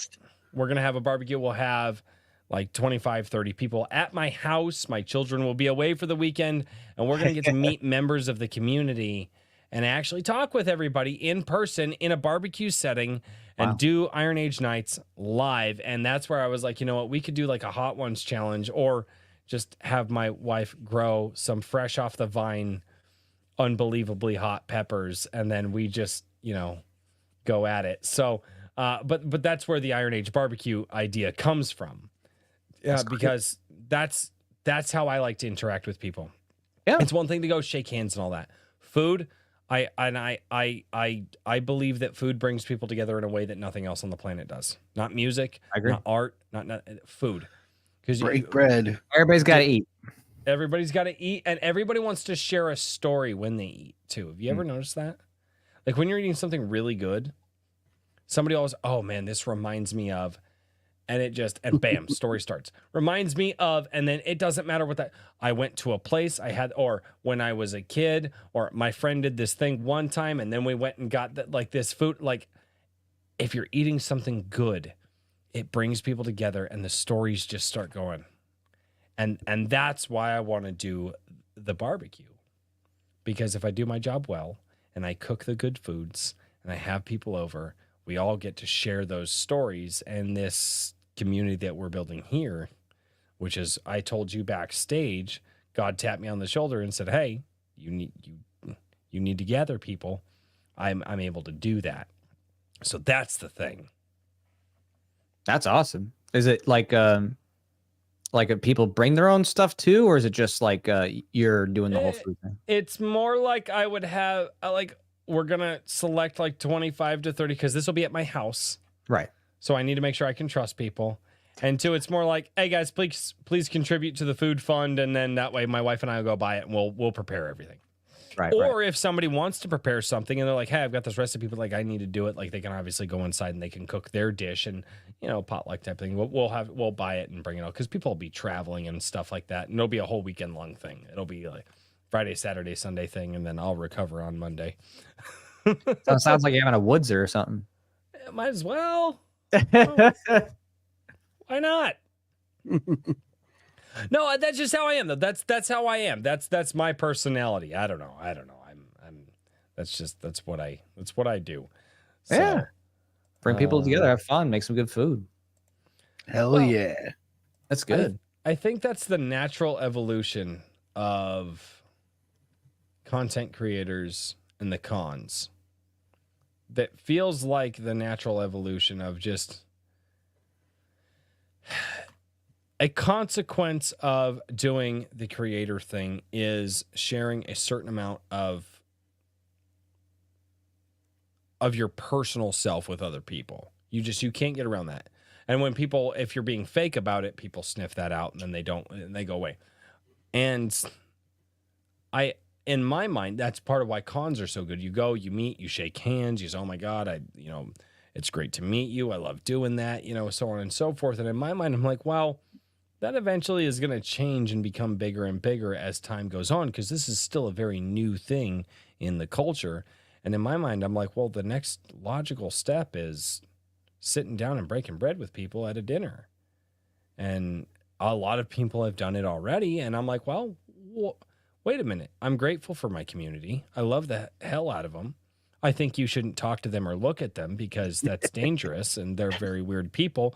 But I love the hell out of them. So why don't I cook food for them? Why don't I break bread with them? Why don't I sit down? We have a live show and people can pop in the guest chair and just rotate out if they're comfortable with being on camera and have just a fun time over the weekend. I don't know. Maybe I'm wrong.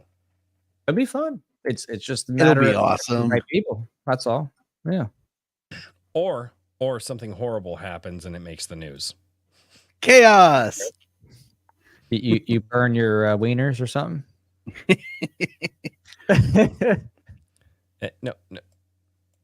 No, we don't. You're not gonna cook any hot dogs? You don't know what barbecue is, sir. I mean, I don't know. I thought you might want some hot dogs. I don't want Cook hot hot dogs. No, you don't cook hot dogs. I would do. No. Oh, No, what so is just- that? just pork What is and- that jingle from? Brisket, pulled pork, like see. smoked Okay. All right. chicken. What is that jingle from Demolition Man? Armor hot dogs. That's what it is. That's a great movie. Oh God. Uh, I thought I was sharing that screen because this is exactly what you're good. I have up now. So I don't know if you checked out our music too. Have you seen any of that? No, I have not. Yeah. The our stuff, there's a lot that we do. So it goes real deep. It's like a whole universe. It's like you gotta grab popcorn kind of thing. But yeah, so I also produce music, and also, perform music and shoot music videos, stuff like that. The latest one we just shot was called Break the Great Reset. So my wife, the philosopher, she did a great job with that music video. And are you familiar with Klaus Schwab? Yes. Then you definitely got to play this video and watch it because it's amazing. It's got a little cameo that will bring a smile to your face. But it basically, is a song into resistance to the Great Reset and the crazy, you will eat the bugs and know nothing people at the World Economic Forum. Get in your pod. Dude. Yeah, that's a thing. Oh God. Yeah. I want Right. that jacket. Which one? This one here? How The flag jacket. I And I do not consent. I want that jacket. Oh, that one. I did not consent. Oh, the flag. Oh, yeah. So Yeah. that's a crazy outfit. I so want that jacket though. That's smart. It is pretty wild. It was a great costume piece. So talking about comic books, can we comment on how Klaus Schwab is the most stereotypical comic book villain Yeah, he's on the fucking planet, Bond villain, and man. nobody fucking sees it? I see it. Play He's it. a Bond villain. Play it. I was gonna find them. They could see some strains there. Let me see. Okay. Yeah, don't you love all that? Yeah, he. My brother Josiah did his cosplay for this, and he really played a great Schwab. I mean, he really looks the part. Oh God, that's hilarious. Yeah. Are we playing it or what? Well, Play it. is it best for you to play it or for me to play it? Because I don't know if you'll hear it or what you want me to do. Yeah, send it to me. Let me play it. Yeah, Give me yeah. the link and let me play it. Let me get you. And then StreamYard is gonna garbage up the audio as much as it can, but it'll be better if I do. You got it. I got you. All right, I'm put it in your private place. No. There you go. No. It already happened, Royce. No, it did not. I did not. It's already inside. You know, on that, I did not consent. You did not consent. You asked for it. That's the definition of consent. all right, you know, with that, Shouldn't have been wearing those the clothes, talk Royce. of Royce's private place and his lack of consent. I think I'm actually going to Richard's gonna run bail away. here. I'm going to go do the old man thing and unwind. It was good to meet you, man.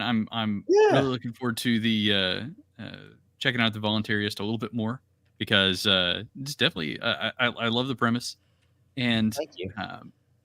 yeah, man. And you thank know you Nikki for swinging by. Nikki What was P. that?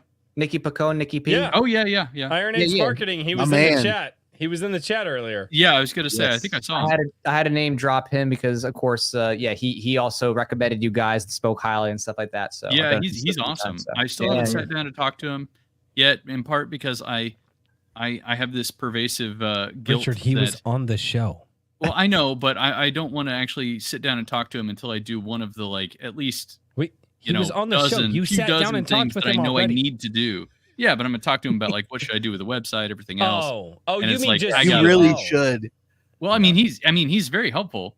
It's just like I should do all those bare minimum things that I already know I'm not doing, so he's not like, "Hey, stupid," you know. And then I'm like, I already know I need to do all those things. He's like, yeah, but why aren't you doing them? I'm like, I don't have any excuses. So once I do Right. those things, I'm gonna hit him up. But Definitely hit him up. and he'll have even more good ideas. See, I'm just trying to not waste his time, and also that's my excuse. There you go. There we go. Do it. Perfect. That's not gonna haunt me or anything. Nice setup. He's I'm got all glad Royce. sorts of I'm tricks. glad Royce doesn't have that feature. Right? That you would be imagine? truly I'm disturbing. gonna get it. Yeah, I know. I know. Then we're gonna be stuck with Iron Age booty daddy. Big Yeah, face exactly. shot. He's gonna go Twitch thought on us and have an ass cam here. He's like, gonna "Look get at the this." mirror, and finally, Herman's really gonna start dropping the super chats after that. But anyway, on that note, You have one of those glass bottom chairs and a camera right underneath. listen, I don't know the details, I am Daniel. not. You're the what Twitch thought the expert here. hell have you seen on? I didn't know that was a thing, and now Good my now. brain can't unsee it. I'm just giving Hedge fuel. He's probably He doesn't need sitting any here fuel. watching going, He does not need any fuel. I'm afraid to ask Hedge him for needs another plenty custom of cover. fuel. What the hell Um, happened to this? I was just trying to leave. I was just trying to leave, and I ended up and- on and my things third got even drink. more out of That's what control. happened. And I have regrets. What can I say? Richard, Run, Richard. Run while what do you you can. do? Where can we find you, man? IronAge.media, AnvilMagazine.com. Check it out.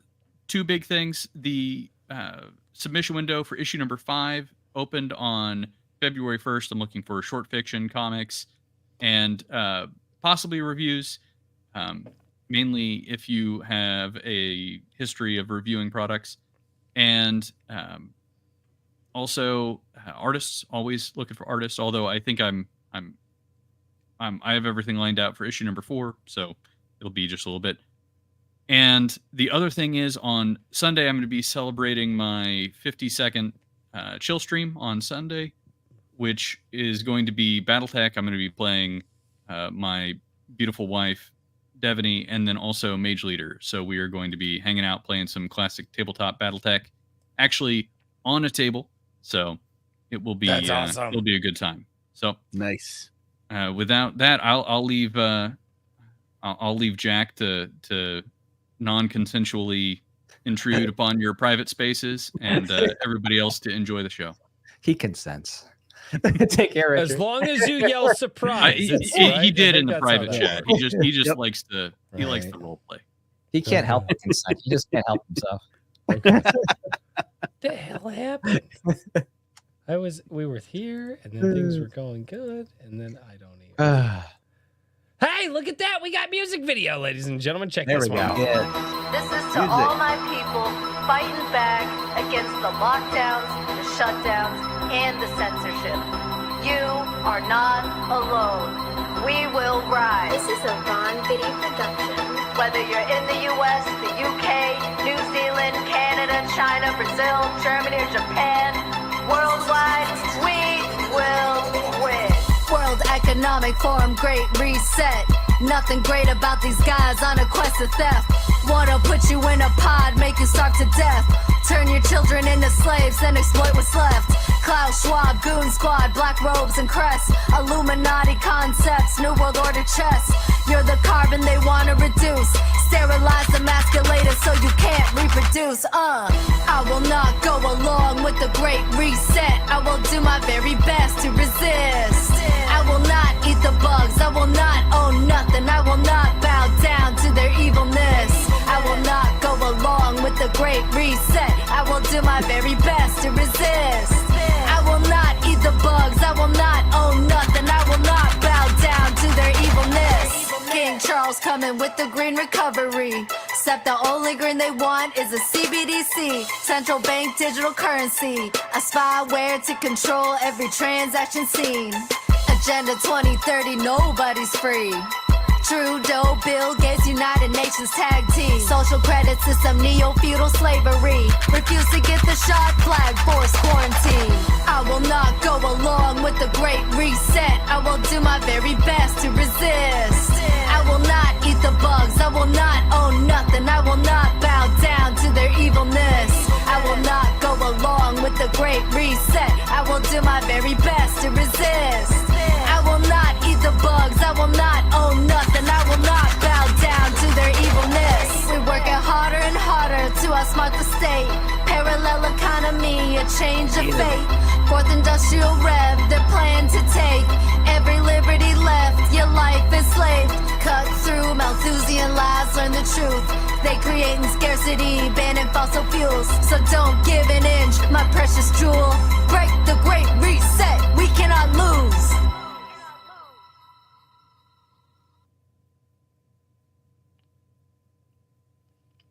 That was pretty good, dude. You like that? There's a lot of work going on in there. Yeah, a lot of production, you know. Holy shit. I'm a producer after all, so you know. Gotta tweak it up. there was a that reminded me Klaus Schwab littering. Right. Yeah, right with the bug. That was dude, that was a real bug pop. That reminded me of an indie musician that we interviewed, and he's a great guy. He's part of the community. Hobo Sermons. He did he did a take on a parody take on "We Didn't Start the Fire." Yep. And it was "We Ain't Afraid of Rona." Yep. Okay.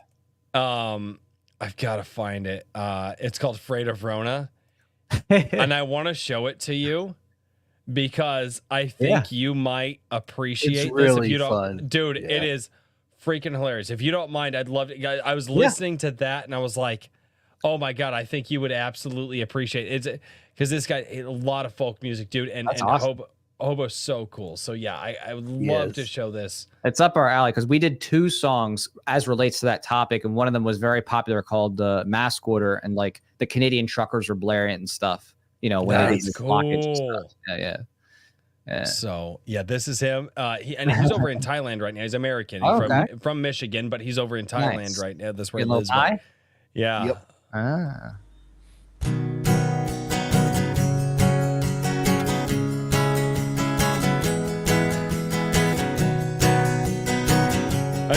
I figured this would be up your alley, and if I could connect you two, I want to. Get a woke, go broke, racist cops, super shows, jerking off and Zoom calls, TikTok videos. Party biz, wet pussy, LeBron James, about to see bad lady, Shangri, novel virus, mystery.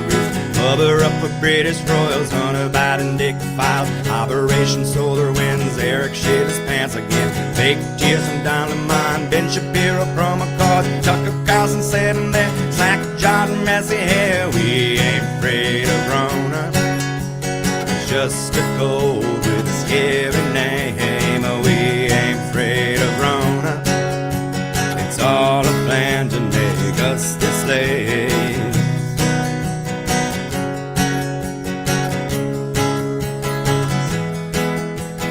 Look here, fall upstairs, grab the rail, almost there, turn around, fake a smile and salute. Something about the thing, you know, all I'm trying to say is though Corn Pop's a bad dude, she looks 19 years old. Klaus Schwab, Ghislaine, Zuckerberg and Fauci, QAnon, House of Sod and DJT. Mostly peaceful protests, insurrection madness, carbon credit offsets will not help fix this mess. We ain't afraid of Rona. It's just a cold with a stupid name. We ain't afraid of Rona. It's all a plan to make us the slaves.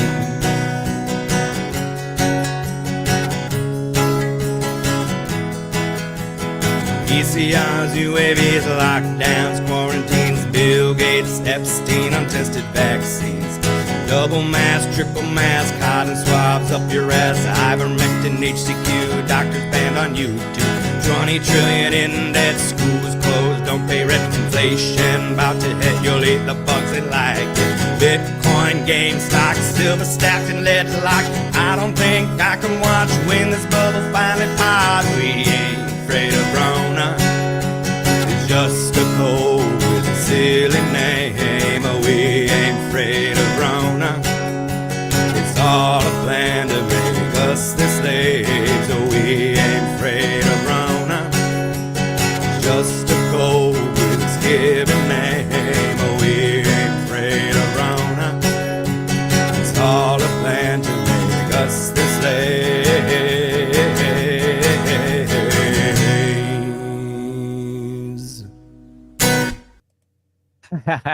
Very catchy. He was very creative with all those drops of the different events going on during the time. That was good. That was good.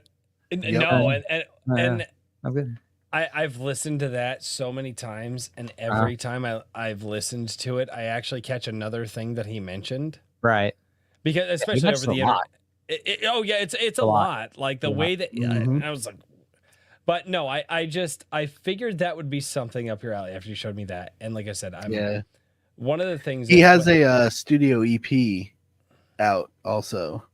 It's really good. Some original stuff that's amazing. If I can connect people who would like to work with each other, I try to.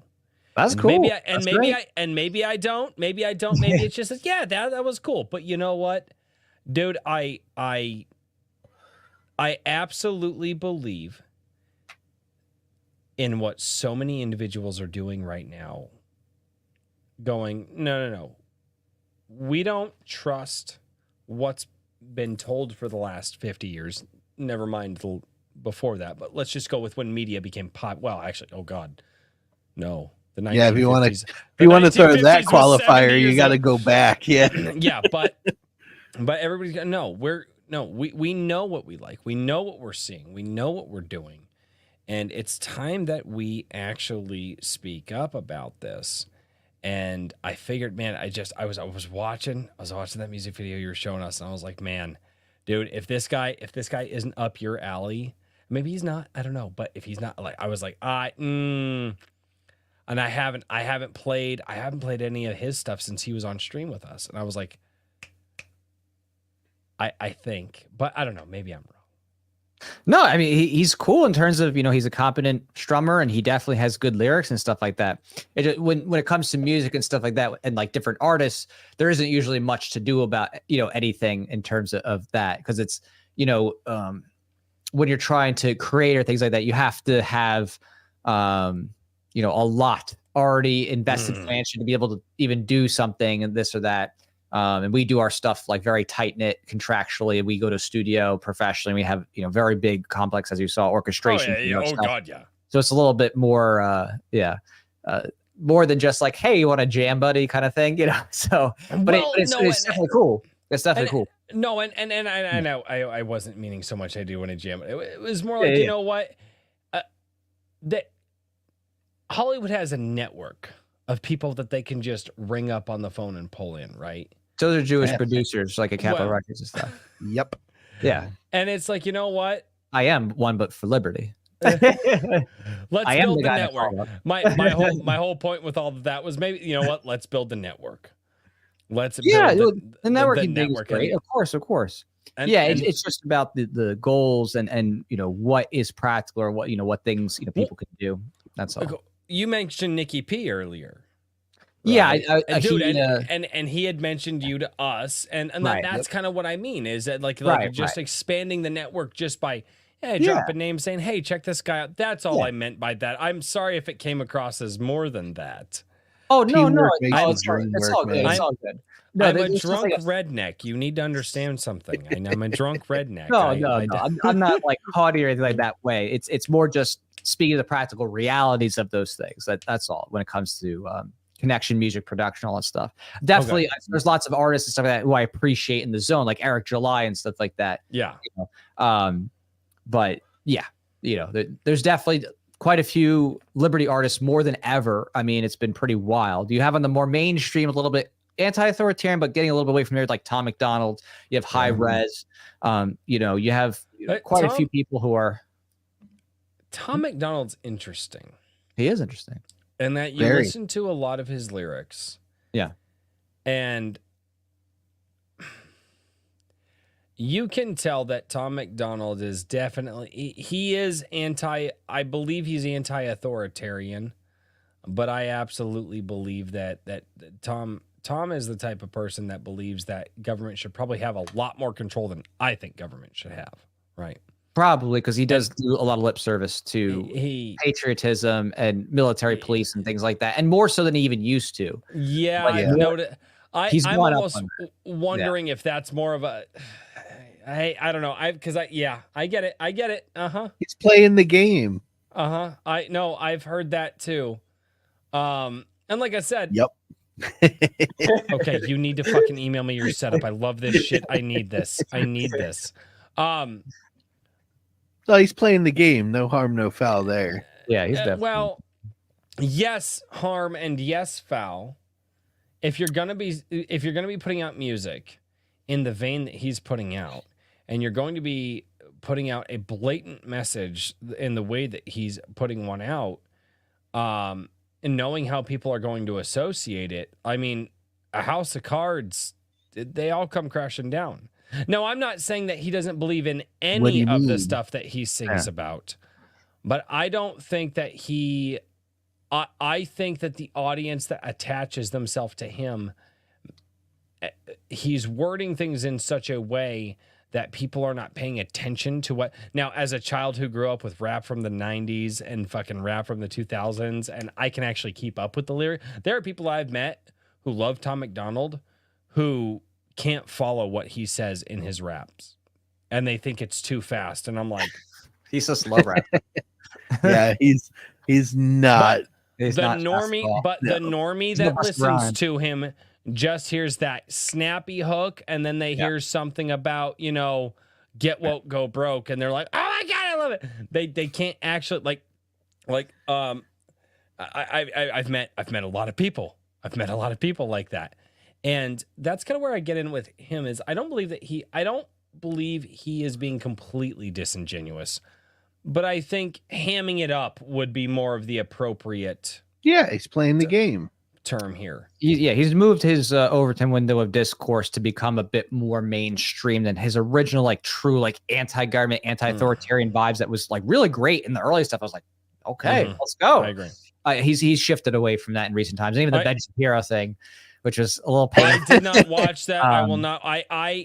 It was pretty funny. I have major. I after Ben Shapiro did his Sunday interview thing with Jeremy Boring years ago, in which Jeremy Boring basically said he wouldn't speak up about a Hollywood producer who was absolutely using his position to get in women's pants and like and do that, because he's like, well, I still want to make movies. I was like, I don't have respect for somebody like that, Right.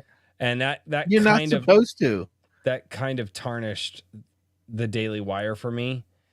I'm sorry. And they were both okay with it. They were both okay with knowing that and he never named the person. And it was and the reason that you say that is, one, you could either say something and you could say, look, I know this guy was doing it. I have the proof to back it up, or I'm lying out my ass. Yeah. Or you just hear rumors and it's a defamation issue and you're worried. Yeah, but his thing was, look, I can't say anything because this was a private conversation and I literally have no documentation to back it up. Jeremy Boring didn't say that. Jeremy Boring said, but I want to make movies in Hollywood, so I can't say anything. Right. Right. And I'm like, coward.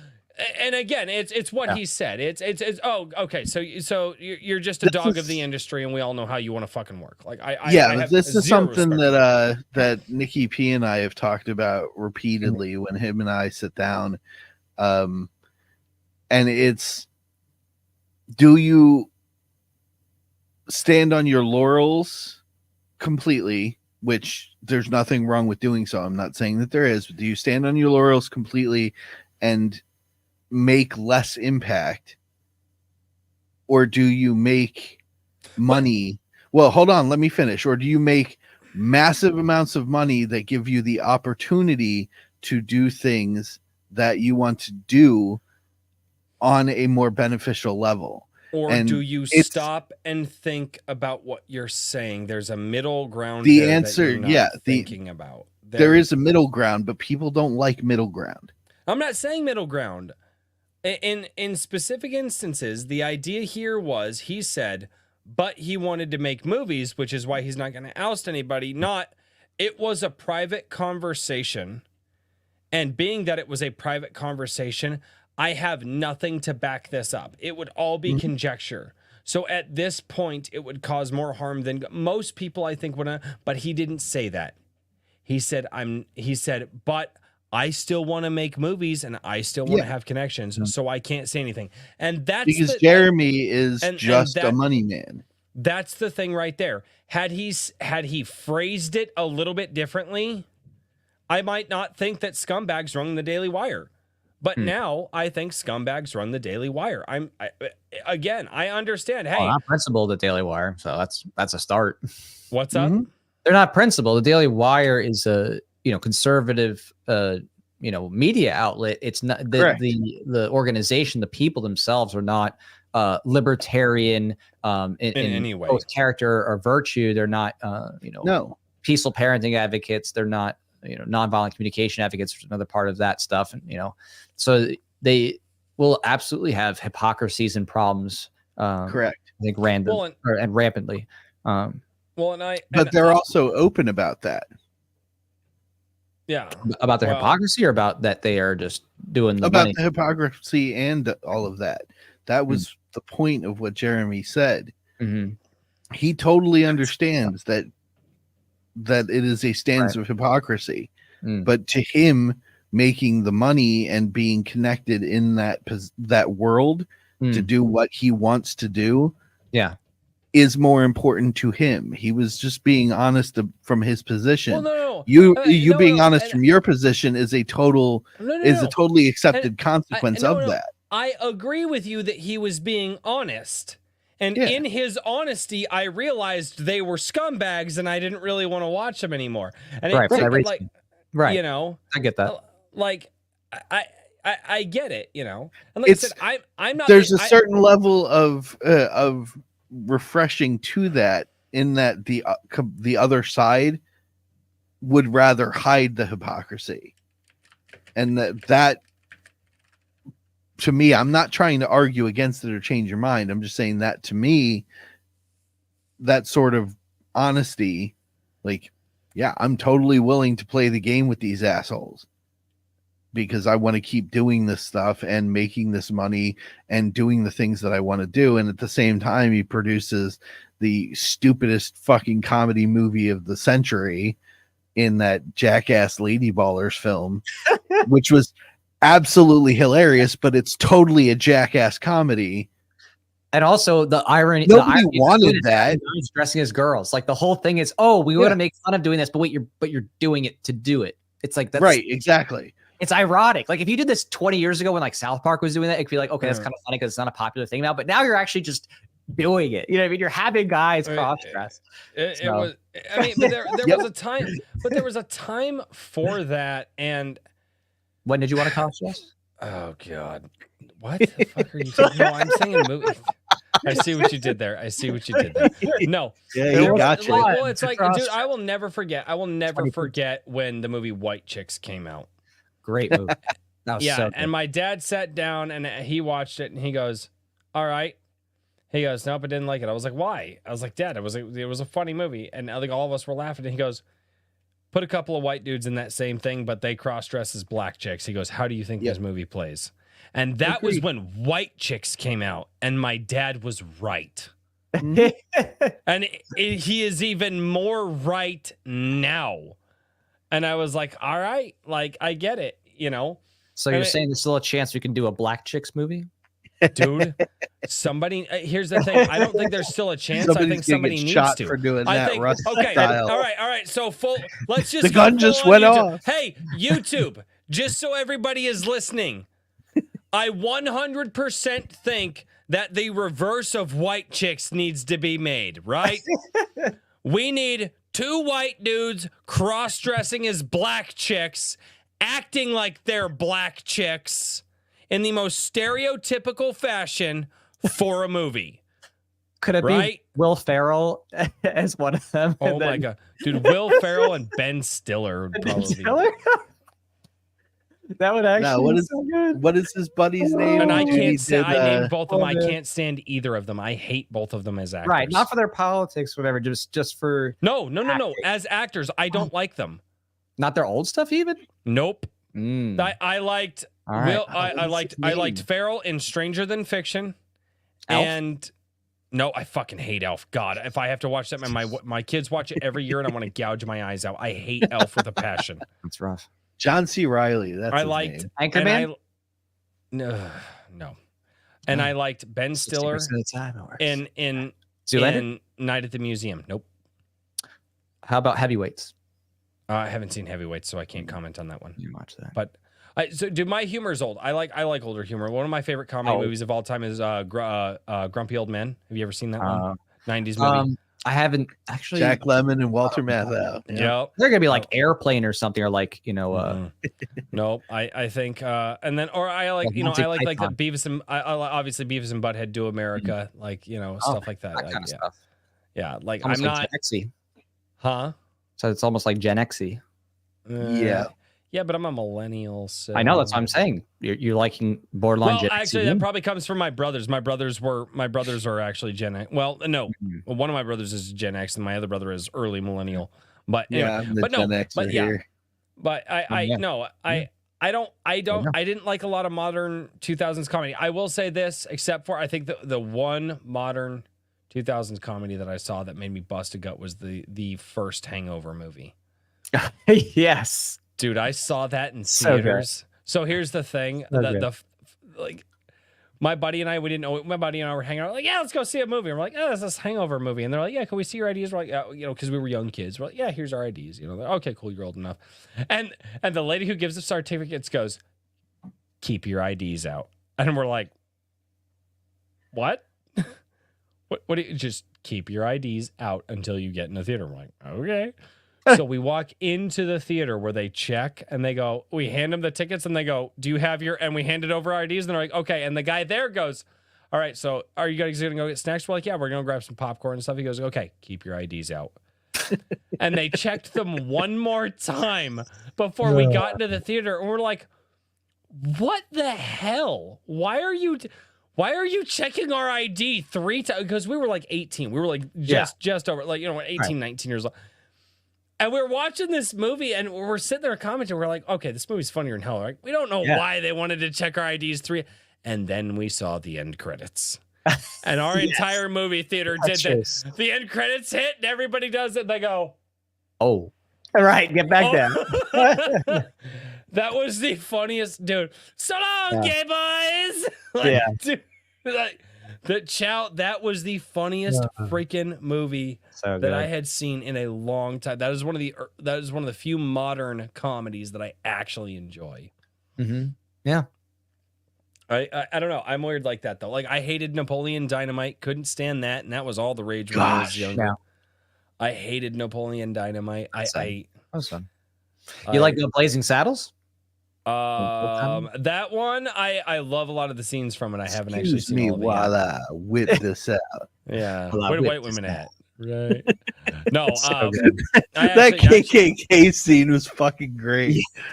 Actually, I want to do a movie hey, night. fellas, look what I found. Where the white women at? I want to do a movie night in my Gilded where we watch Blazing Saddles. You should do it. Don't just think about it. Yeah, do it, man. This would be awesome. Just do it. Oh no, we've talked about it for a long time. It's a matter of time. That's the problem. We've been talking about it for a long time. You got to do it. I know. I'm trying. Okay. I get it. I'm working for Mel Brooks. So great, dude. Well, gentlemen, I think that we have reached the end of the evening. We don't have any super chats that have come through in the evening, and I haven't seen many questions. I usually watch for questions. I think we've left people with more questions than anything. I'm okay with that, though. I'm okay with that, dude. Jack, man, thank you so much for coming on tonight, dude. I am like I said, my wife slipping. Huh? The chat's slipping. I know the chat's or maybe they're satiated, or maybe their hands are busy. Most people in the chat, most people in the chat were basically their answers to everything we were saying were like, "I'm sold. I want to check this out." So Jack, where can they check it out? Where can they find you? Yes, I love that question. Okay, so it's a great question. It's the best question. It's the only question you'd ask. Yeah. So, Vol Comic, V as in voluntarious or victory, VOLCOMIC. You can see it right down there. That is where the comic website is. And if you want to check out anything related to their history, the lore, it's all there. It's been around for a long time. It's really cool. And if you want to check out any of the other stuff I do, because as I mentioned, I do a lot of things. It's really hard. We didn't even cover all of it, but we have the kids book out, which is right now out on Amazon and Indigo, The Unschooled Adventures of Jack and Fa. I also have, and we didn't cover this too much, but I also have a nonfiction book set. So I've written a few I'm like losing order. There we go. The Definitive Guide to Libertarian Voluntarism, Vision for a Libertarian Future, and Philosophical Voluntarism. If you read these books, your life will literally be better. So it helps you understand the principles of liberty, to apply them consistently in your life, and also gives you a sense of incrementalism for the future. They are highly recommended, and it's really just something that is easy and digestible to read. As you can see, each of these run about 100 pages. You can just read it on Lazy Saturday. So those are all available on Amazon, and of course, Lazy Saturday exists. If you got it, if you don't have a wife and kids, your name is not Royce. Yeah. And 3 dogs and a bunch of explosions going on upstairs and people trying to get in your private jets. So wait, people are trying to get in my private jets? I didn't know about this. They're always wanting to get in there. They're always wanting to get in. That's help. I need an adult. Oh shit, you guys are adults. I think we are. I hope so at this point. It's been a long time. Yeah, my ID says that I'm a registered adult. Your ID is still good. Lazy Saturdays are not Royce compliant. Pretty much, right, man. I agree. If you still got them, if you got a busy Saturday, then do it on a busy Saturday. While your kids are jumping on you and the chickens are on top. You can do it. It's possible.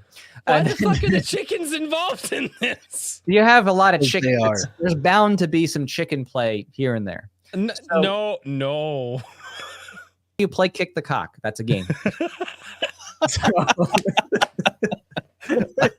It's such an easy tee up.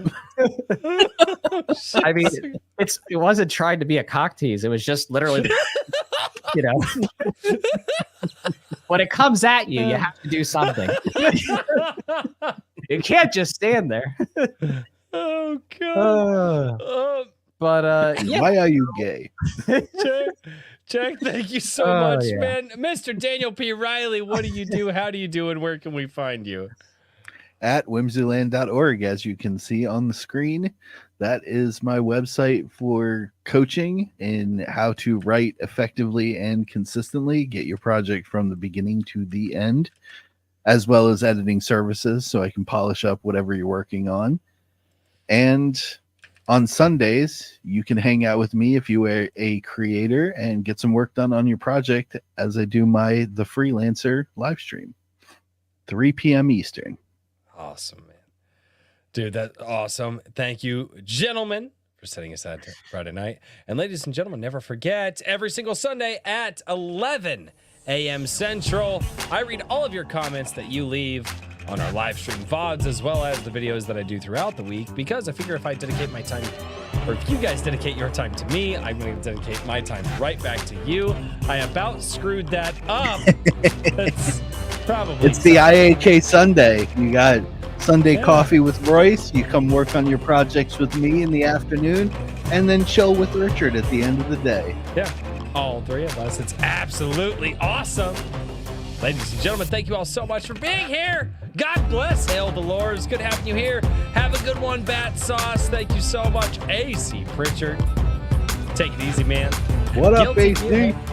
Good night. Alpha Proto, good night, man. Resonant One says, Vaya con Dios, all. That's Spanglish, so we call that Spanglish. Spanglish. That last one was Spanglish. The worst Adam Sandler film. My favorite Adam Sandler film is still Happy Gilmore to this day. Always. He's never done a better film. Nope. My wife tried. What was it? What was it? Billy Madison. What was that other one? Little Nicky. God, I hated both of those. The only good part about Little Nicky was Henry Winkler covered in bees. I don't know. I'm an odd duck. I know the mic is hot. Herman, how do I say goodbye to you if the mic's not hot? Go to bed, Herman. I know, he's old. He needs to go to bed. I don't know why old people are up past the Price is Right, but they do that. Yeah, nowadays. man. You got to get up for that early Ladies bird and gentlemen, special. thank you all so much for being here, and until next time, cheers, everybody. Good night, everybody.